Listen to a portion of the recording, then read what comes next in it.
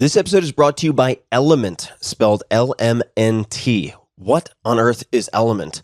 It is a delicious, sugar-free electrolyte drink mix. I've stocked up on boxes and boxes of this. It was one of the first things that I bought when I saw COVID coming down the pike, and I usually use 1 to 2 per day. Element is formulated to help anyone with their electrolyte needs and perfectly suited to folks following a keto, low-carb, or paleo diet. Or if you drink a ton of water and you might not have the right balance, that's often when I drink it, or if you're doing any type of endurance exercise, mountain biking, etc., another application. If you've ever struggled to feel good on keto, low carb, or paleo, it's most likely because even if you're consciously consuming electrolytes, you're just not getting enough. And it relates to a bunch of stuff like a hormone called aldosterone, blah, blah, blah, when insulin is low. But suffice to say, this is where Element, again spelled L-M-N-T, can help. My favorite flavor by far is citrus salt, which, as a side note, you can also use to make a kick-ass no-sugar margarita. But for special occasions, obviously. You're probably already familiar with one of the names behind it, Robb Wolf, R-O-B-B, Robb Wolf, who is a former research biochemist and 2-time New York Times bestselling author of The Paleo Solution and Wired to Eat. Robb created Element by scratching his own itch. That's how it got started. His Brazilian jiu-jitsu coaches turned him on to electrolytes as a performance enhancer. Things clicked, and bam, company was born. So if you're on a low-carb diet or fasting, electrolytes play a key role in relieving hunger, cramps, headaches, tiredness, and dizziness. Sugar, artificial ingredients, coloring, all that's garbage, unneeded. There's none of that in Element. And a lot of names you might recognize are already using Element. It was recommended to me by one of my favorite athlete friends, 3 Navy SEAL teams as prescribed by their Master Chief, Marine units, FBI sniper teams, at least 5 NFL teams who have subscriptions. They are the exclusive hydration partner to Team USA weightlifting, and on and on. You can try it risk-free. If you don't like it, Element will give you your money back, no questions asked. They have extremely low return rates. For a limited time, you can get a free Element sample pack with any purchase. It's the perfect way to try all of their flavors. Or if you're feeling generous, sharing with a friend who might enjoy. This special offer is available here at this link, drinklmnt.com/Tim. That's Drink Element, again, drinklmnt.com/Tim. This episode is brought to you by 8 Sleep. Temperature is one of the main causes of poor sleep, and heat is my personal nemesis. I've suffered for decades, tossing and turning, throwing blankets off, pulling them back on, putting one leg on top, and repeating all of that ad nauseum. But now I am falling asleep in record time. Why? Because I'm using a device that was recommended to me by friends called the Pod Cover by 8 Sleep. The pod cover fits on any mattress and allows you to adjust the temperature of your sleeping environment, providing the optimal temperature that gets you the best night's sleep. With the pod cover's dual zone temperature control, you and your partner can set your sides of the bed to as cool as 55 degrees or as hot as 110 degrees. I think generally in my experience, my partners prefer the high side, and I like to sleep very, very cool. So stop fighting. This helps. Based on your biometrics, environment, and sleep stages, the pod cover makes temperature adjustments throughout the night that limit wake-ups and increase your percentage of deep sleep. In addition to its best-in-class temperature regulation, the pod cover sensors also track your health and sleep metrics without the need to use a wearable. So go to 8sleep.com/Tim, all spelled out, 8sleep.com/Tim, and save $250 on the 8 Sleep pod cover. That's 8sleep.com/Tim. 8 Sleep currently ships within the US, Canada, and the UK, select countries in the EU, and Australia. Again, that's 8sleep.com/Tim to save $250 on the 8 Sleep pod cover. Optimal minimal. At this altitude, I can run flat out for a half mile before my hands start shaking. Can I answer your personal question? Now would seem an appropriate time. What if I did the opposite? I'm a cybernetic organism, living tissue over metal endoskeleton.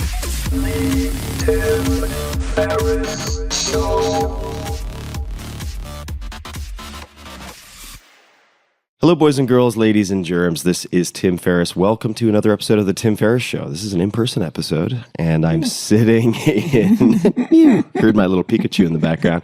I am sitting in an Airbnb in Venice, California. It is a beautiful bluebird day out today, unlike some of the gloom that we've had before this. And my guest today is Bobby Hundreds. You can find him on Twitter at Bobby Hundreds. Bobby is an artist, designer, and storyteller based in Los Angeles, where we are right now. He is best known as the co-founder and chief creative officer of global streetwear brand The Hundreds. He's also behind the Family Style Food Festival and the NFT project Atom Bomb Squad. Bobby is also the best-selling author of This Is Not a T-Shirt, a memoir about his life and how he built a brand around community. His newest book, NFTs Are a Scam / NFTs Are the Future, about his 2-year journey into Web3, will publish through, I never know how to say this. How do you say this publisher's name properly? Farrar, Straus, and Giroux. Yes, exactly. FSG. FSG. I think that's why they just go with FSG. Which also publishes some of my favorite authors of all time. Yeah. So I may come back to that in just a second. Yeah. Twitter, as mentioned, Bobby Hundreds. Instagram, Bobby Hundreds. TikTok, not surprisingly, Bobby Hundreds. And then bobbyhundreds.substack.com. Bobby, so nice to hang with you. Nice to hang with you too. And I guess as of this week, Blue Sky. Yeah. Blue Sky. Blue Sky. Blue Sky, man. Yeah. And let's start with FSG. How did you end up signing with FSG? Because I think FSG, they've been around a very long time. Yeah. Unique shop. Mm-hmm. They publish any number of folks, including, I believe, quite a few of John McPhee's books, which are spectacular. How did you end up landing on them? I think I could be wrong. Maybe the most Pulitzers, some of the classical. I would vote a yes for that. authors. If I had to bet, I would bet. Yeah. It's a little bit of a different publishing house, a little bit more intellectual and writerly. And that was really in tune with the type of writing that I've always practiced and been drawn to and attracted to. So I was actually just as surprised as anyone else when I sat down with all my different publisher interviews and that was on the table. And then they came back with the strongest offer and were most receptive to what I wanted to write about, which at that time for that book was just the story of my life. I hope that's a testament to the type of writing that I do. I write the entire book myself, and I think many people are often surprised to learn that most people don't write their own books, especially memoirs. And if you're a successful business person, you don't write your books. It requires a lot of labor and time. And I actually enjoy writing. So maybe that means that I'm a true author. I do have a little bit of jealousy, maybe even a little writerly insecurity. You know, FSG, that's legitimate. So here you are with this esteemed publisher, FSG. Where did you begin in terms of growing up? Let's begin at the beginning. I don't always do this, but I think it might be helpful in this case for painting a picture. So where does the story begin? I grew up in Southern California. I was born in Baltimore, but I grew up in Southern California in a town called Riverside, which is an hour east of here and to the more towards the desert. And it's just, we called it Brown Town. It was smog and dust and rocks and dirt. And everyone is brown like me, but not a lot of Asian Americans. And so I felt a little bit marginalized, just a little bit outside of the mainstream conversation and didn't feel like I belonged. I didn't feel like I belonged necessarily in my own home. I was a middle child of 3 boys and just was the outcast, the black sheep. I remember walking into our bathroom in the morning and everyone had a white toothbrush, and for whatever reason, my parents gave me a black toothbrush. And I was like, there it is. Subtle. Yeah, there's the illustrated example of how I don't belong in this family. And so that was always my narrative growing up. I never quite got along with my parents or my teachers or authority. So I gravitated towards fringe interests, ones that welcomed me, like skateboarding and punk rock and the hardcore scene. And also me being an artist, that's where I really found a home. And I started building relationships and friendships around that. And I never felt like I quite had a community. And so when I found these subcultures, that felt like a resting place for me. And then that's what also encouraged me or incentivized me to build a brand, really, which is what the first book was about, was I didn't have a universe of my own. So when you create your own brand and company, you can do that. You can build your community piece by piece from the ground up. 2 questions related to what you just said. The first is, how did you relate to Korean culture and the connective tissue, the behaviors, maybe the beliefs in that environment? I would love to know. Yeah. And then secondly, when did you begin to identify as an artist? Oh, wow. So I'll answer the second part first. I was always so appreciative that anyone would acknowledge me as an artist. I think that was the first rung of identity that I could hold on to because I didn't necessarily feel like I connected with my Asian American heritage. My parents were immigrants. They had emigrated here to the States in the 70s, along with a lot of other Korean Americans and Asians because the government opened it up at that time. And their old world, more Eastern views, more Confucian ideals didn't necessarily pair well with America in the early 1980s, right? Which was all about individualism, and there was a certain aesthetic of the type of person you were supposed to be, and you're supposed to fit a specific mold, and you weren't supposed to stand out. And me not feeling like I necessarily fit into the context of my family or my town, I wanted to champion that. Like I really owned the fact that I was different, and especially through the lens of my art. And that really went against what my parents were trying to instill in me. You know, the Confucian ideal is that you live a very circular and non-disruptive life, right? You go with the flow. Lots of filial piety. Yes, that's right. Exactly. And so for me to speak out or speak against or to not be a rule follower was so problematic in my household. And that was abrasive against my father, and we just had a lot of friction because of it. That only made me feel more of an outcast. Because Did the art start when you were, say, 5? Was it Legos? Was it drawing? Was it comics? Was it D&D? Like, what informed what you were doing with your hands or keyboard? Like, where was it manifesting? As early as I can remember, I was drawing. I found pictures and crayon illustrations from when I was 3 years old at my parents' house the other day. I vividly and viscerally remember drawing those pictures and what my process was and what I was thinking about if there was a kid on a seesaw with like a beach ball next to it and how to make it look more of a ball than just like a flat circle. And so there was never a time where I wasn't an artist.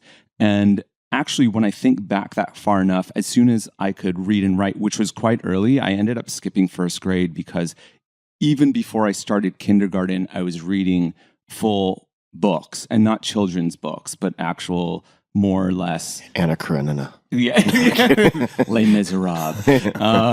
But then they realized I could read and write quite early when I think I was around 4 at that time. So then they just kind of accelerated me a bit. But I started writing at the same time. And so the art and the writing went hand in hand. And to me, they were both the same language. I felt like I was doing the same thing. But writers have a little bit of a chip on their shoulder. I don't think society or culture necessarily appreciates writing the same way that they do with the arts, because visual art is a lot easier for people to consume and to understand, and it's a lot more palatable. Especially me in the 1980s growing up. And to your question, what was informing my art was Garfield comic strips, Calvin and Hobbes, Bill Watterson. And I think Calvin and Hobbes, to that point, is more about the writing than it is actually about the illustrations, 100%. right? The way that he was processing ideas and delivering jokes, that's much of my humor, my sarcasm came from that. Garfield was more about the style of character and caricature as well. And so between those two, that's what inspired me, motivated me to write. We were growing up in the time of Saturday morning cartoons and comic books and Eastman and Laird's Ninja Turtles. And so I became known more and more, not as, oh, there's that weird Asian kid in the corner or the guy who's not very good at traditional sports. It's he's the artist. And as soon as I could hang on to that and really own it, I felt like I was special, and now I had meaning and belonging in this community.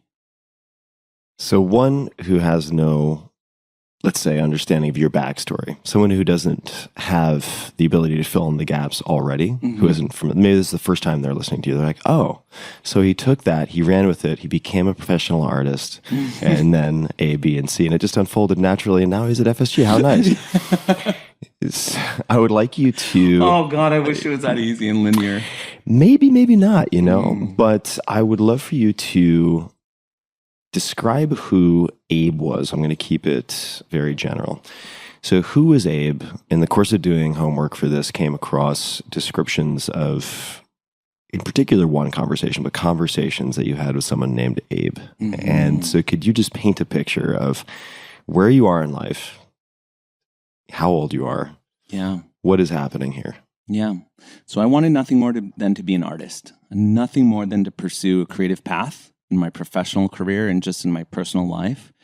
And that was always frowned upon growing up in a Korean American and an Asian immigrant household. You know, my parents went through hell just trying to move to the States and build a better life. You know, they're coming out of the Korean War. Korea, when they were growing up, was more or less a third world country. And for them to endure and survive that amount of struggle, make it all the way here with nothing, and then to watch their children grow up and one of them to want to be an artist, which, again, that narrative is always contextualized as a starving artist or a struggling artist. That's not why they went through all that. So they really tried to mitigate and clamp that down as much as possible. I ended up having to draw under the sheets of my blankets or under my bed. I remember my friends growing up, they were reading Playboys, you know, after the lights went out, or comic books, and having to hide it. I was doing that just so I could draw. And as soon as my parents would come in, I would crumple up the paper and throw it away. And so I wanted nothing more than to have the opportunity to just draw or create or make art for a living. And that was never allowed. Even my teachers, you know, when I would talk to them about it, they're like, oh, that's no life. You know, there is no path for that. And it's kind of striking to think about in today's context. When I think about young people coming up in the social media era, it is not only allowed and encouraged, there is actually a very clear path to figuring out a way to make music or dance on TikTok or to start some kind of social media presence and build a brand out of that. Again, we weren't allowed this. And so I had been conditioned to believe over and over again that I would never be an artist. And so I needed to figure out a different way. I ended up going to law school. It was right after 9/11. I was freelancing for a lot of magazines at the time, doing a little bit of fashion editing, traveling back and forth to Japan, covering music and also the early foundations of Japanese streetwear from a Bathing Ape, brands like Neighborhood, Double Taps. And I realized the media was drying up, not unlike what's happened in the last few years. But it fell off a cliff. You know, the advertisers kind of shrunk and all the books were kind of thinning out. And I was like, and by books, you mean magazines? Sorry, by the magazines. And so I didn't have much work coming in. And then I did what any good Korean son should do. I went to law school. I was going to say, what was on the short list? It's like doctor, astronaut. Yeah. Oh, no. Astronaut is out. Very unsafe. Yeah. Okay, no and astronaut. There were no Asian astronauts. The only reason I bring that up is there was a Korean American, I can't remember his name, I wish I could, who was like doctor, lawyer, and astronaut. And I have another friend who's Korean American, and he was like, oh God, this guy's making my life with my parents much, much harder. Oh, that guy. Yeah, you know what I'm talking about? Yes. We all know him. None of us quite remember his name, but he is the most hated. We don't bring him up in the house around your parents. All right, so law, right? So law, yeah. We had really two options in the 80s. You could be a doctor or you can be a lawyer. And my dad was a doctor, and he said, definitely don't be a doctor. And so why did he say that? Malpractice, just the Clinton era. And there was just a lot of, he was blamed for too many things. He delivered babies. So liability risk. Liability and risk. And he's like, America's so litigious. It's not worth it. And doctors do so much. I mean, it's insane. The amount of schooling that they have to go through. And then, to get into that profession and work around the clock. And it's quite thankless, especially a job like his. So he encouraged me to go into law school. And that's where I thought, yeah, maybe I can do this, because my logic was I'm a writer. I'm pretty opinionated and argumentative and persuasive. Everyone's like, you're a little bit of an asshole, so I think you'd be great at being a lawyer. And I wanted to actually enter because I've always been involved in some type of like socio-political work or some type of activist work. As early as I can remember, I was going to like protests and rallies, like, because just growing up in the punk rock scene, that was the background. So I was like, maybe I can get into some type of human rights or public interest work if I go to law school. And it's not only a meaningful job, it'll pay the bills. And then at night, I can pursue the arts. I can draw and just be creative and start brands and do what I really want to do. But again, I had been so brainwashed to believe the narrative that I couldn't actually do that for a living. And so no one had given me permission. This man, Abe, that we're talking about, in my first summer internship, I was working at the LA Superior Court, and the research attorney on site was a man named Abram Edelman. And he was a genius. Everyone knew him because he had literally memorized the library. The first day of work I came in, he's like, "What case are you working on?" And I told him it was like a crack in the sidewalk, a type of personal injury case. And he was like, "Follow me to the library." And he felt the books with his hands. It was so savant, like a beautiful mind. And he pulled the book out, flipped to the page, 1034, drew his finger down to the paragraph, was just like, "There's your answer. There's your case precedent." And I was like, "How did you do that?" He's like, "I memorized the library." This man, Abe, As one does. was irascible, very stubborn, did not get along with anyone in the courthouse, but they all had to abide by him. And he really took me under his wing. He had a lot of other interns. And not too old, right, in retrospect. Not At the too time, old. probably seemed quite a bit older. Not too old at all. In fact, he was roughly around the age I am now. I just turned 43. I think he was 42 or 43. At that time, I was 22, 23. And he looked like he was in his late 60s or 70s because he was actually dying of cancer. And his body was ravaged. He looked like a homeless person. That was another reason people kind of stayed away from him in the courthouse. He had like a bad smell about him just because of the colostomy bag, and there was medicines that he was on. And so we really intellectually struck it off. I loved the man. And we would go to lunch every day and, talk about like hopes and dreams and other things. And by the end of that externship, which was about 2 to 3 months, in the end of August. You just said externship. Yeah, So this internship and externship, I see the prefix is different. They are a little different, but it's contingent on law school. So Loyola Law, for whatever reason, called them externships. I don't know. I can't explain why. Yeah. We can call it whatever okay. you want. It's ambi externship, whatever when you want to toggle back and forth with. So by the end of my externship, he started to disappear. He just wasn't coming around that much. His health was failing. And so I didn't expect to actually see him on the last day of work. I show up and he's sitting on the end of a long bench, and there were 9 or 10 other interns alongside me, and he was doing reviews. So he's going down one by one, and I'm at the tail end. And this is something like a performance review? It's a performance review. Just thank you for your time. This is what I think you work on, blah, blah, blah. He gets to me. I say, "First of all, thank you so much, Abe." And he's just like, "No, thank you." He's like, "I've been doing this for 20 years. You're one of the brightest interns I've ever had. You're going to have all the success and victory in the world." And I was like, "Really?" And he's just like, "Yeah, you're going to be an excellent lawyer." He's like, "You're going to have all the cars. You're going to have all the women." And I was like, "Oh, plural. I love this. Yeah, let's go." Let's go. Green light. Green light. And I just lit up. And he looked at me and stopped me and said, "But you should never do this." And I was just taken aback. I had him repeat it again. I said, "Wait, I missed something. You just said I'm going to be an amazing lawyer." He's like, "Oh, you will. You'll be very wealthy doing this. You should never do this." And I said, "Why not? Am I not good?" And so I started taking personal offense to it. I was like, "I've done everything you've asked me to do. I've written these brilliant memos." He's like, "It's not about the work. Your heart's not in it." And then I got really defensive. This is the defensive Korean American part of me that just starts standing up. I'm like, "What the fuck do you mean?" I'm K-rage. Yeah, the K-rage starts coming out. Like, "How dare you, say this?" He's just like, "What do we talk about when we go to lunch every day?" And I'm like, we talk about work." And he's like, "We don't talk about work. What do we talk about?" And I was like, "Okay, we talk about the hundreds," which was an idea. There was nothing material out of the hundreds yet. There were concepts. I used to carry around a black book. For anyone who grew up writing graffiti or tagging, we always carried black books, and you tag in there, and you'd share that with your friends, and everyone This is would make basically art. a bound, like leatherback That's right. sketchbook. That's right. And in that book, at the end of it, I was writing down ideas and building out frameworks for the website, because I also did web design at the time. So I was building out the website and then coming up with concepts for t-shirt graphics. I was like, this is the idea.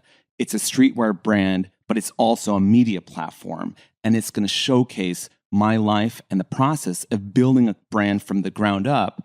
And I'll be transparent. There is no other clothing company like this. It's not really even like a company. It's more of a personal project, and it's like a diary. And so I'd written this all down, and throughout the entire summer, we would talk about work, but then we'd end up there every single time. And he's like, the hundreds. And I'm like, dude, the hundreds is just an idea. He's like, your heart is with the hundreds. He's like, I don't know what it's going to become, but do that. Because one day you're going to wake up and you're going to be 40 years old like me, and you might be dying of cancer. And you may have spent your entire life doing something that you never truly loved. And I was like, well, what about you? He's like, I was meant for this. He's like, I was born for this. Don't you see me walking around these halls? He's like, I own this place.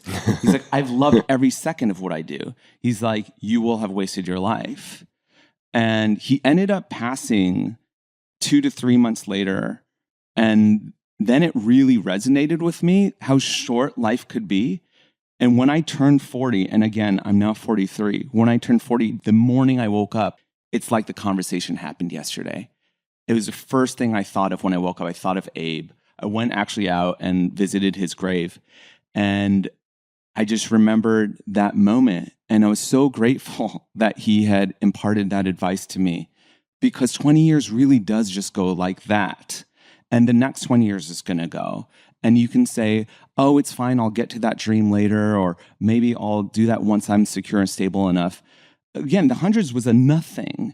It was just an idea. I had the luxury and privilege of having a little bit of money and some savings stocked up so that I could survive off of a dream. And so I should preface it by saying that. But I really didn't have anything to my name. And he gave me permission. It was the first time in my life that anyone had given me permission, not only acknowledged what I was trying to do, but saying, you can do it. And because he gave me permission, then I gave myself permission, which was the most powerful part of it, of, wait, you can do this. Why can't you? Well, everyone's always told me I can't. You know, I was still a child. And so all my authority figures were like, you cannot do this. This is unreasonable. There is no future. And so I believed it. And then for the first time, he's like, you don't have to believe that. You can believe this. And then I was like, yeah, of course. Why not? Nobody knows what's going to happen tomorrow. And then I just stepped on the gas and I never looked back. And so I can attribute the very reason I'm sitting here with you, Tim, is because of Abe. Man, thank God for Abe. Thank God for Abe. Yeah. If your life circumstances had been slightly different and you had gone there a year later, how different your life could have turned out. I had 6 or 7 other research attorneys with different sets of interns in the courthouse that summer. And I wasn't even really supposed to be with him. I showed up late to the first day. I was wearing big baggy clothes, and they were like, oh, you need to go into Abe's camp. They were like, you're not going to belong anywhere else over here. You need to go with Abe. And it would have gone a completely different way. It also could have gone a completely different way if he had given me permission and I didn't give myself permission still. So it was still on me at the end of the day to make the choice. Totally. Of, no, I'm going to commit to this and I'm going to believe what he said and I'm going to believe it for myself. We're going to bounce around a lot because that's the way natural conversations work. My question is, you have this revelation. You're given permission and then you give yourself permission. What was the conversation like with your parents? There was no conversation. As is typical in a lot of immigrant households, I hid that shit. I ducked my head, pretended like I was going down the law. I still had 2 more years of law school left. I finished law school. I got it. So you basically went on autopilot. I went on autopilot.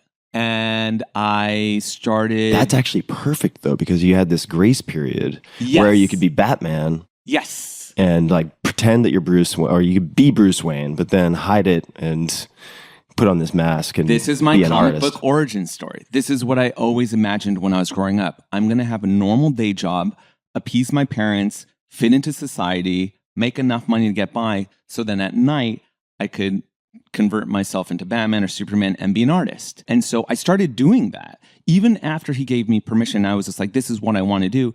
I'd started law school. I had to finish. And what I did starting in the new year was, it was funny because there were kids that, well, now they're not kids anymore, other students who've become big lawyers. I'll run into them around the city and they'll be like, oh, I remember sitting behind you in class and your screen on your laptop was bifurcated between notes on this side, on the left, and on the right side, it was Photoshop and Illustrator. And as the class would progress, the notes would kind of cascade down, and then the drawings would start materializing. And by the end of the class, I'd have a full page outline of all the points I needed to take home. And then I would have a t-shirt graphic finished. And it almost became a challenge for me. I would start as soon as the clock would begin. I'd be like, go. And the professor would start talking. And then I would toggle back and forth, like just using shortcut keys. So just because it's fun to share. So I did the same thing without a screen, but all throughout school, I was drawing, and I would have one side. This is back in the day. Now I'm dating myself here. Trapper keeper style, right? Like open up. I'd have the 3-ring binders, and then I would have the spiral notebooks, and I would have one side where I would do drawing and then one side for notes. I think partially because I had extra cycles, right? The class was reasonably slow. And if I didn't occupy my brain with the drawing, it was very hard for me to concentrate, to capture. So I had to do both. I also enjoyed doing both, but I had to do both. I did that all throughout school until I graduated from college. I know exactly. I'm getting goosebumps as you're talking about that because I know exactly what that is. And there are a few of us, maybe many of us, that can relate to that. And I almost felt like those 2 blue lines on the left side of the page, this area over here is where you did all those doodles and would just start sketching just to keep yourself engaged with it. Otherwise, I would completely tune out or I'd fall asleep, right? That's how bad my ADHD is, that I cannot focus. I still do it. I'm going to admit something Zooms, that is... If you ever Zoom with me, you'll notice I'm looking down a lot and it looks like I'm taking notes. I'm drawing. Yeah. And if I don't do that, I will just completely fly off the path. Hopefully not going to offend anybody, but even when I am interviewing someone on stage, and if I have a clipboard and pages, I will sometimes doodle some type of abstract geometric pattern because it helps me concentrate. Yeah. It's not that I'm bored. No. I'm listening. Yeah. It just helps me concentrate. So let's provide people who are not familiar with the hundreds just a flash forward, and then we're going to flash back. Yeah. So could you take a second just to brag about the hundreds? Oh, boy. Sort of when shit was the craziest, and it was just like, oh my God, like I am riding a rocket ship.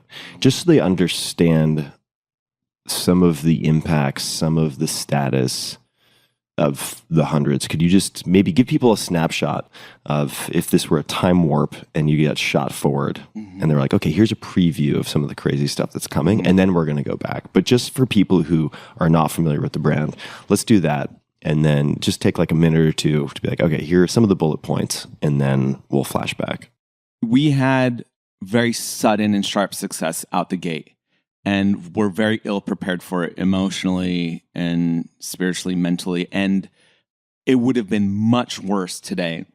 I very much empathize with young influencers, brands, people who suddenly are on the map because the immense weight of the internet congratulating you and adoring you, it's flattening. I think it's too much. And I felt that in a very fractional way at the very first end of the Web 1 internet, with the blog. The reason why we had so much momentum was that people were discovering the hundreds, LA streetwear, and whatever this movement came to be, and also online narratives and blogging all at the same time. And so for those who don't quite remember this, blogging began in 1999 with Blogger and Blogspot. I was one of the first to sign up for it because I had grown up writing and publishing punk rock zines. And here was a way that was much easier to make, lower lift, but also cheaper zines and with wider distribution. I could reach people on the other side of the world instantly. And that was a revolution, right? Just the concept of self-publishing, independent publishing, free, at your desktop. You could be sitting in your room and start communicating immediately, and people can start learning your story. That broke my mind. Like, still to this day, I can't think of anything that's happened on the internet or with tech that was that much of a cultural shift. We've then incorporated that into the buildings of our brand. And many people understood us as a t-shirt company, as a streetwear brand, as, we were part of this cool sneaker collecting movement that was happening. And the other half of the people knew us as, oh, I just like reading what that guy's thinking about and eating for lunch every day and who he's hanging out with because it's cool. We were on the front lines of culture. We're associating with the next artist you need to know. A lot of our friends became the next biggest rappers. The kids that were hanging out on our doorstep turned into Odd Future and Tyler, the Creator. So you wanted to monitor what I was writing about because then you were always a little bit ahead. You had your finger on the pulse. Had my finger on the pulse. Pulses, yeah. Pulses. And not intentionally. It was just happened to be the community that we were starting out in, just all the kind of the weirdos. LA at that time, more or less, was kind of corny. It was a lot of Von Dutch, Ed Hardy. It was a lot of reality television. There was a lot of Paris Hilton and bedazzled clothing and juicy couture. And so no one was really looking to LA in a progressive sense, in a culture sense of they're leading any type of art movement. We're not looking to them for fashion or leading the trends, even with music at the time. Hip hop was starting to focus on other parts of the country, and especially street style. People didn't want anything to do with it. If anything was happening, it was American Apparel. It was more of these ring spun, like fitted t-shirts, and nobody wanted this aesthetic. They weren't into it. And so we knew that there were young people here that were doing really amazing, incredible things. It's just that the media wasn't focusing on it. So through the power of the blog, we could reorient everybody's attention and focus back on what was happening around us over on Fairfax, which became our neighborhood. It became the block. I forget where we started that question. So we started with, I wanted to let you run for a bit, like a Marlin, like high speed, lots of horsepower. So I wanted to let the lead out a bit. I was wanting to just give some bullet points of sort of when things were the craziest, right? Oh, right, so Bullet has left the gun. Yeah, Bullet has left the gun. And you have a tiger by the tail. I'm using a lot of different metaphors here, as I want to do. What are some of the things that would give someone an appreciation of sort of the scale and the reputation that the Hundreds achieved? And then we're going to go back in time. But just to give people an idea of what the brand did. So when I say that there was a very sudden and sharp success, it still was a hockey stick in the sense that the first couple of years, what we thought was winning, by today's standards, I don't think anyone would consider it that we were on top. And it was very organic, and in the way that we were building this brand, you know, we were trying to actually not sell it. We would show up at trade shows. We would actually cover our racks with tarps and turn buyers away. The exact opposite of what you're supposed to do. We would pay for the trade show and turn down almost every sale except for one or two. And that would create demand because we knew we were investing in the longevity of the company. Right. So after 2 or 3 shows... creating the scarcity or an imbalance between supply and demand. Exactly. Creates a story, creates conversation. Story, attitude. There's an aura around the brand. We had a reputation. Just a quick thanks to one of our sponsors, and we'll be right back to the show.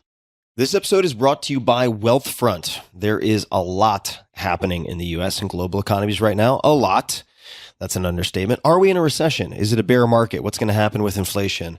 So many questions, so few answers. I can't tell the future. Nobody can. But I can tell you about a great place to earn more on your savings, and that's Wealthfront. Wealthfront is an app that helps you save and invest your money. Right now, you can earn 4.55% APY. That's the annual percentage yield with the Wealthfront Cash Account. That's more than 11 times more interest than if you left your money in a savings account at the average bank, according to FDIC.gov. So why wait? Earn 4.55% on your cash today. Plus, it's up to $5 million in FDIC insurance through partner banks. And when you open an account today, you'll get an extra $50 bonus with a deposit of $500 or more. There are already nearly 500,000 people using Wealthfront to save more, earn more, and build long-term wealth. So why wait? Visit wealthfront.com/Tim to get started. That's wealthfront.com/Tim. This was a paid endorsement by Wealthfront.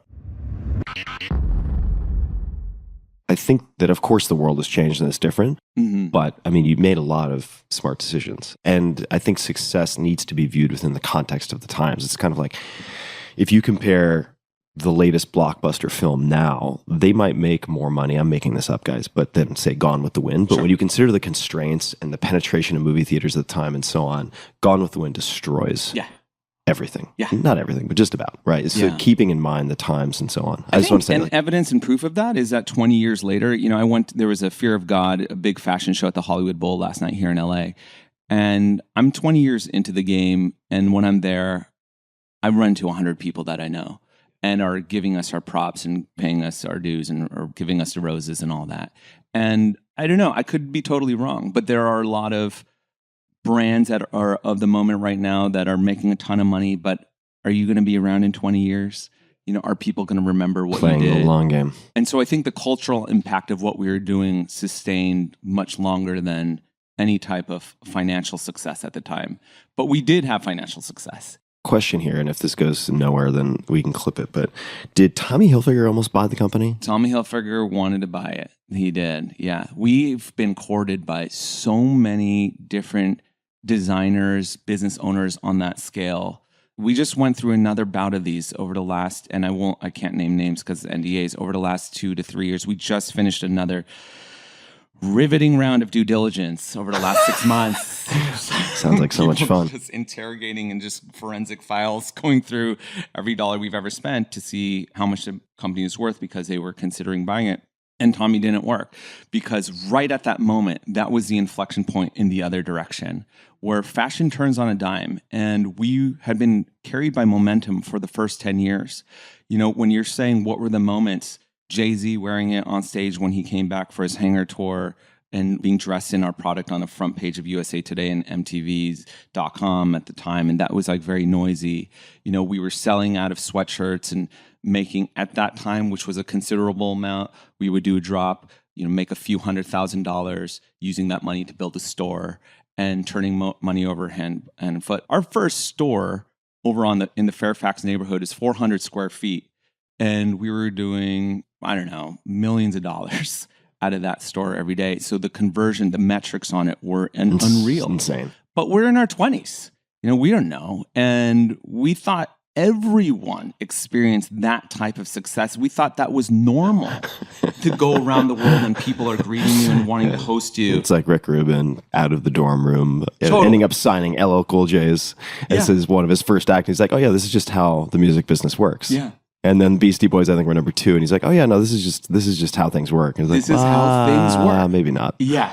And you don't appreciate it until there are dry seasons and then there are droughts and you look back and be like, oh, we had it so good. Especially in fashion and streetwear when momentum is in your corner, it's a pretty easy job. You just show up, say the right things, hang out with the right people, and you're on fire.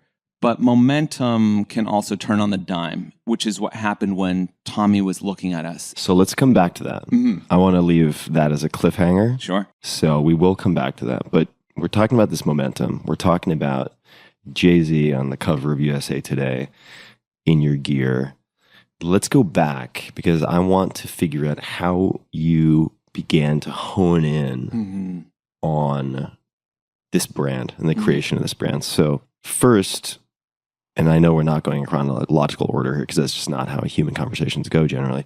The Hundreds, where'd the name come from? The Hundreds is, first of all, it was the decade that we started the brand. It was mostly a reference to community. And the premise of the project was that we were people over product. That's been our mantra since the beginning. It's always about putting the community first. And I'm not just talking about customers and fans, but highlighting the people in our circles and talking about the artists before we even get to the art. Because I believe the personal narratives and the stories, the context are the most meaningful part of why you even engage with the art to begin with. And I think with product especially, and at that time, again, you have to remember that brand owners, the purveyors, were very much divorced from the customers and the consumers. There was always a wall. And there's a beauty to that, right? There's a little bit of mystery sometimes when you're supporting a company and you're like, I have no idea what it's about or who's running this thing. And I think tech has played and continues to play a large role in changing that, right? This That's is true right. for authors for the vast majority of the time that books have existed. They Yes. have not had a direct relationship with their readers. Exactly. And we've now seen 20 years later why that was maybe the best case sometimes. But for us, I wanted a direct relationship with our audience. And that's just, again, coming up in the punk scene. And when you go to a hardcore show, It's impossible to tell sometimes who the vocalist is and who the crowd is because they'll jump into the mosh pit. Sometimes there's no stage. Everyone's literally and figuratively like on the same plane. And the microphone will be passed around and you'll say who's actually in the band, who's not. And everyone is a part of the moment and in the band at that time. If we continue with this montage, and I know this is for some folks like watching Memento, so you're welcome. White toothbrush, black toothbrush for Bobby, white toothbrush. You don't feel totally at home. You don't feel like you fit in the sort of default environments, school, etc., traditional sports. So you gravitate to these, let's say, fringe subcultures. And then you mentioned as we got to Abe in passing that you did A, B, and C in college and spent some time in Japan and so on. So I don't know if this is going to be specifically the magazine, but was it Warp Magazine? Warp Magazine. That sort of staged the cosmic intervention? I mean, was that an inflection point for you or just a critical point that redirected things? So how did that happen? And why was Japan important also, out of my own personal curiosity? Yeah. I grew up skateboarding and reading a lot of skate magazines. And Transworld Media, Transworld had skate, surf, and snow. And they also had a fourth magazine called Warp. Warp Magazine was almost a precursor to what the world became in terms of youth culture. It was a hybrid of skate, surf, snow, music, fashion, all in one. And again, trying to rewind back to the 80s and the 90s. If you were into metal, you were like a Hesher, you looked a specific way, you wore a specific t-shirt, and you were part of that crowd. If you're a punk kid, you hung out with the punks, the skaters were over here, and you listened to very specific types of music. You remember this. Oh, I do, yeah. You know, no one mixed playlists. You didn't listen to Taylor Swift. If you were a Black Flag person, you listened to Black Flag. That's right. If you were a Slayer kid, you listened to Slayer. Right? And you didn't play together. You might say, what's up? And you had respect, but you're like, oh my God, look at that poodle head over there. And then the poodle heads were like, these dumb skins, you know, whatever it was. And so everything was so segmented. Warp was fascinating because it was one place for me, someone like me that grew up listening to punk, but was also very much immersed in backpack rap and graffiti and art. Backpack rap? Backpack rap, like underground hip hop. Okay. Yeah. Def Jux and Ruckus Records. And it wasn't the mainstream rap. It was always like that subculture, subterranean type of approach to music. And so it spoke to me. I was in college, one of my first TAs, she's like, hey, do you need an internship this summer because you're a good writer? And I was a photographer and whatnot. She's like, my boyfriend at the time, her boyfriend was the editor-in-chief of Warp Magazine. I was like, oh my gosh, I grew up reading that magazine. I'd love to work there. And so that was a yes. It was definitely a turning point for me too, because it was one place where all of my different facets were embraced. I was a photographer, you know, I grew up shooting skate and band photography, and I still love to do that. Being a writer, but also freelance art, all in one place. And the magazine accepted it all. Yeah, also, I mean, it seems like after being denied for so long, told you can't do things, you have the opportunity to take these seemingly incompatible, disparate interests and have them accepted by a publication, right? An institution of sorts that you respect. A globally distributed publication where everyone can see me in all my capacities, right? I'm not abbreviated to just, oh, he's a writer, so he's just doing music reviews. Oh, now I turn to this page and he shot that photo. And so now I can utilize all my tools. So what were some of the key lessons learned there or key influences that shaped you from that point forward? Well, I think what it did for me is it was not only liberating and empowering, but it also revealed that not everyone is a monolith. You know, many people are just like myself, that we have so many different disparate, incongruous interests, and we can excel at all of them at the same time. We can be multi-hyphenate. And I think this was very early. You know, this is more than 20 years ago, 25 years ago. The internet normalized this conversation we're having right now, to where someone like my son's age, I have two boys and the older one is 13. If I was telling him this right now, He'd be like, what do you mean you could only listen to that kind of music? Or what do you mean you could only do one type of art? Art is everything. You should be able to write and shoot photos and be a TikTok influencer and also go to law school. You should be able to do all those things. And I'm like, I'm telling you, the world did not allow people to be more than that at the time. Well, I feel like now the problem is almost swung from one side of the pendulum to the other, where...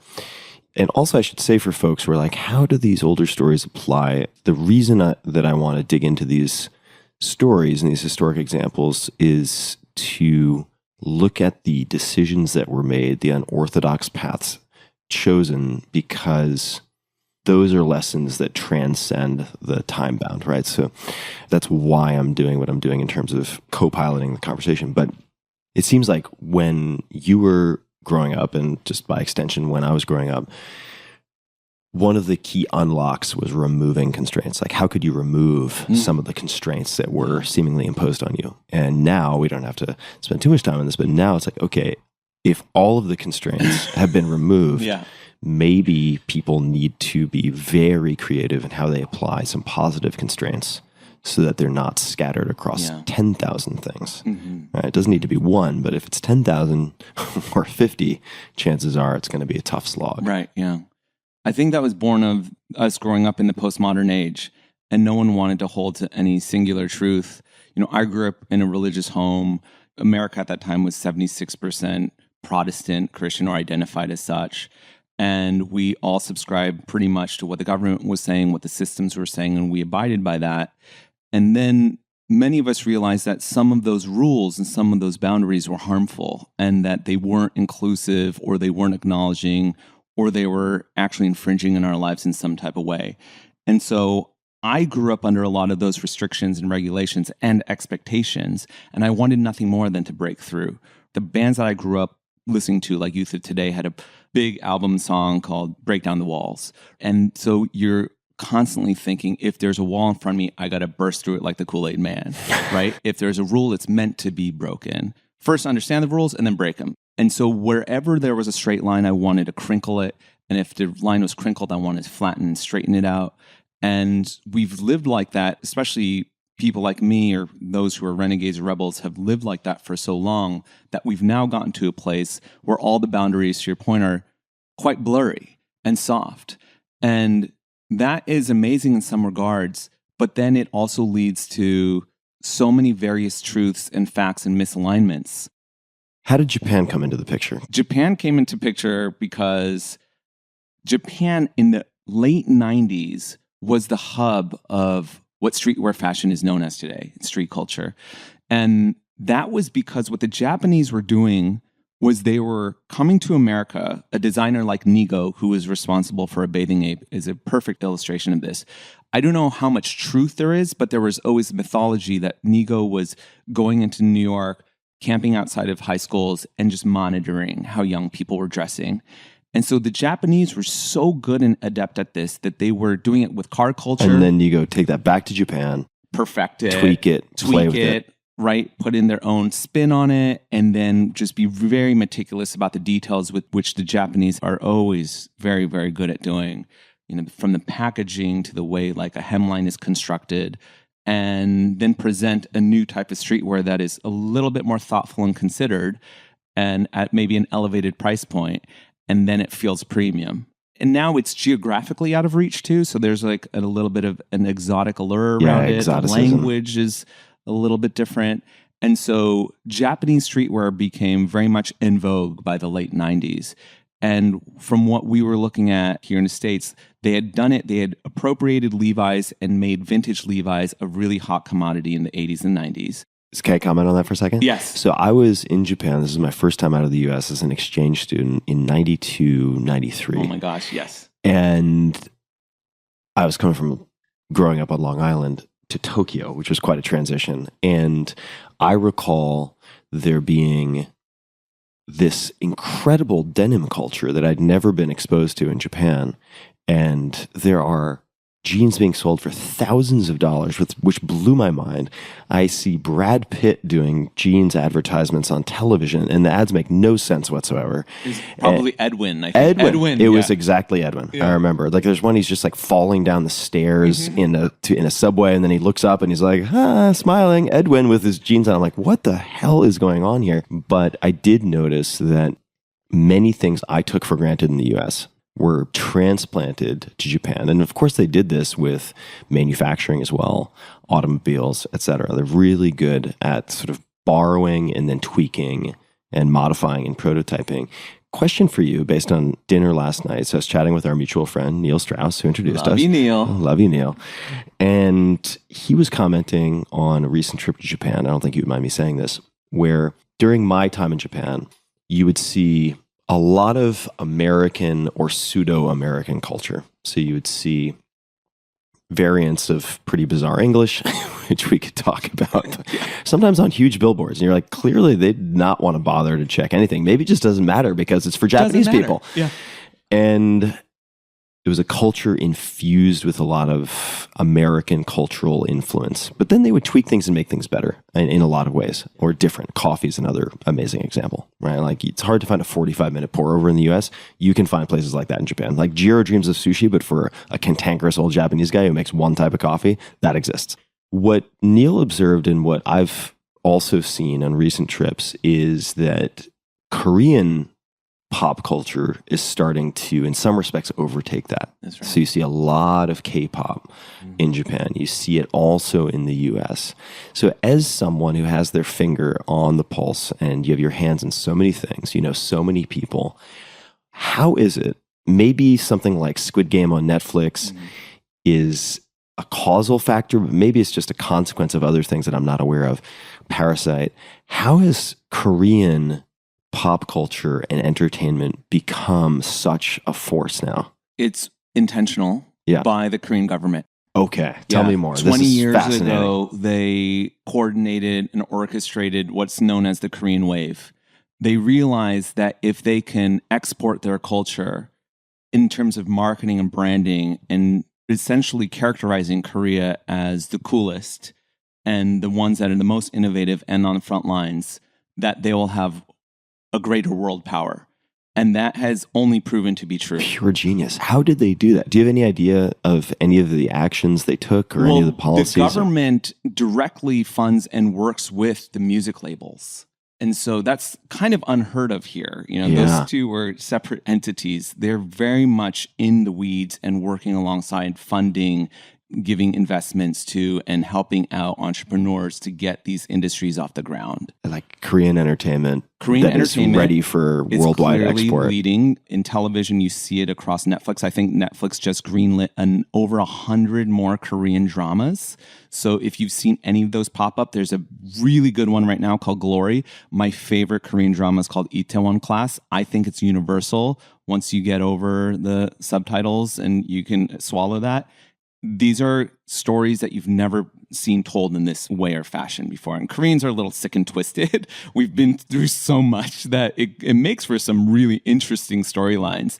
Korean film, as you know, Parasite, you know, sweeping the Oscars. Everything Everywhere All at Once is not a Korean film at all, but just the influence of Asians and Asian Americans in entertainment, that has been worked on for many, many years. Korean cosmetics, the beauty industry, global, constantly leading. Everyone wants Korean beauty. Korean food products are about to take another step. There are some really big Korean food companies that are entering the US. You might see Bibigo on the Lakers uniforms. Everyone doesn't really know what that is. They think it's a restaurant. It's like Farmer John's, but for Korea. And we were talking to them a little bit and consulting. And what I told them is, because they were like, how do we get into Korea? We want bulgogi and galbi to be accepted here. Well, the first thing is we have to normalize the fact that these foods, we don't have to even classify them as Korean foods. I don't eat pizza and think I'm eating Italian food, right? It's American food. I don't eat hamburger and I think it's German food. It's just a hamburger. It is going to get to a point where Korean foods are going to be so normalized and accepted. There's a huge chain in the Midwest right now, a Korean barbecue chain. I'm blanking on the guy's name and the name of his restaurants. Very popular. And they're all in the Midwest. They're in like Kentucky and Indiana. And people love it. The Midwest loves to eat red meat and marinated barbecue ribs and fresh vegetables alongside that. It's very healthy. Some parts of like the more vegetarian, vegan aspects of the Korean food palette. So Bibigo's coming in, and there's some others. There's one that's coming in with vegan or animal cruelty-free type of products. And so they're coming with vegan sausages, Korean meats. What do you think has contributed to this? So I can think of a whole bunch of plausible explanations that are not mutually exclusive, right? There could be a ton. Yeah. So you have the government funding and coordination, which is wild. Yes. And fascinating. Yeah. I want to read a book on that. Yeah. And then you have changing tastes and, hey, at some point things cease to be new and people are looking for a shift. Right. Right. So there is just a newness and things that have reached their peak and descended, and then the next chapter begins. I also was watching a documentary not too long ago related to League of Legends. And for those who don't know, I'm not much of a gamer, but the scope of League of Legends, and I think at some point they had 200 million monthly active users, something insane like that. Maybe it's higher now. This was an older documentary, but they talked about launching the game in Korea and how launching the game in Korea was sort of the Super Bowl of desktop, like PC gaming, because of the broadband penetration. Mm-hmm. And like the broadband penetration is so high in South Korea that it has affected almost all aspects of culture and what goes viral and what does not. Are there any other factors that you think play into, and then in a sense, sorry, I've had a lot of caffeine, guys. And in a sense, right, then you have the success of not just something like Parasite, but Korean American directors and actors. And then I think Crazy Rich Asians was a very big deal in establishing the sort of market viability. Yeah. And then all of a sudden, once you have a few success cases, then the studios, and then all these people are like, okay, let's put money into this. Now and it looks like a sure bet. Yeah, exactly. Mm-hmm. But what has contributed to this? And part of the reason I'm asking the question is because I like to study these things, but also it might help people listening and me to look further down the line and maybe spot things earlier, right, in the nascent stages. And I'm fascinated by places like Korea that in such a short period of time go from, as you said, sort of a third world to what you find now. Singapore would be another amazing example, right? I mean, the story of Singapore is just insane. Are there any other factors that you feel were critical to Korea becoming, and Korean exports becoming as in as they are now? Yeah. And we didn't even acknowledge Korean music, by the way. Yeah, right. Yeah, so absolutely. BTS and Blackpink and what Hybe and Big Hit have done with the music industry and just completely broken TikTok and the algorithms, and Korean pop artists like Blackpink headlining Coachella, which is, whatever your take is on that, it's bonkers to me to even see that, because we grew up listening to Korean pop music, almost embarrassed of it as Korean Americans, because when did that change? How did it change? I think it changed. Some people point to Psy. Do you remember Gangnam Style? Yes, 10 years absolutely. ago? Of course. I can still do the dance. Yeah. That was this really bizarre breakthrough moment. I forgot about that. Korean pop culture. Absolutely. And there's someone much better suited out there in the universe that can break down why anthropologically that was happening. But me as a Korean American that never saw many of our faces in pop culture, in American pop culture. I mean, we were growing up in the 80s when people didn't even know where Korea was. Kids would say, are you Japanese or Chinese? And it wasn't until the 1988 Olympics in Seoul that I finally had a reference point. I'm Korean. We're having the Olympics in Korea this year. And people were like, so is Korea in Japan or China? Like, they still didn't quite get it. From that all the way to Psy being the biggest global hit maker. That was one of the craziest YouTube. Things anyone had ever seen. It was insane. Yeah. I think it was, and he had already had a long career before that, but it was the way that I think YouTube actually, he capitalized on YouTube and YouTube capitalized on him. And now there was this universal language of just a really fun pop song with a fun dance that anyone could do. I was in Sicily at the time at a friend's wedding, and almost everyone was from this very small Sicilian town, looking around the room at the reception, kids dancing, grandparents dancing to Psy. And I had to catch my breath. I couldn't believe my eyes. that a Korean artist was affecting and influencing Sicilians to listen to their music. The thing that I will say, and this is a total abstract and very anecdotal, there's no science behind anything that I'm about to talk about, but Koreans are known to have this emotional repression, which then manifests and converts into brilliant art, romance and passion, and also violence. And it's called Han. Have you ever heard of this? I am shocked that I haven't, because I have so many Korean American friends. I know. Han. Because even your Korean friends, they might not know about this. You can Wikipedia this, HAN, in the cultural context. So the belief is, and I thought it was just me that was wired like this.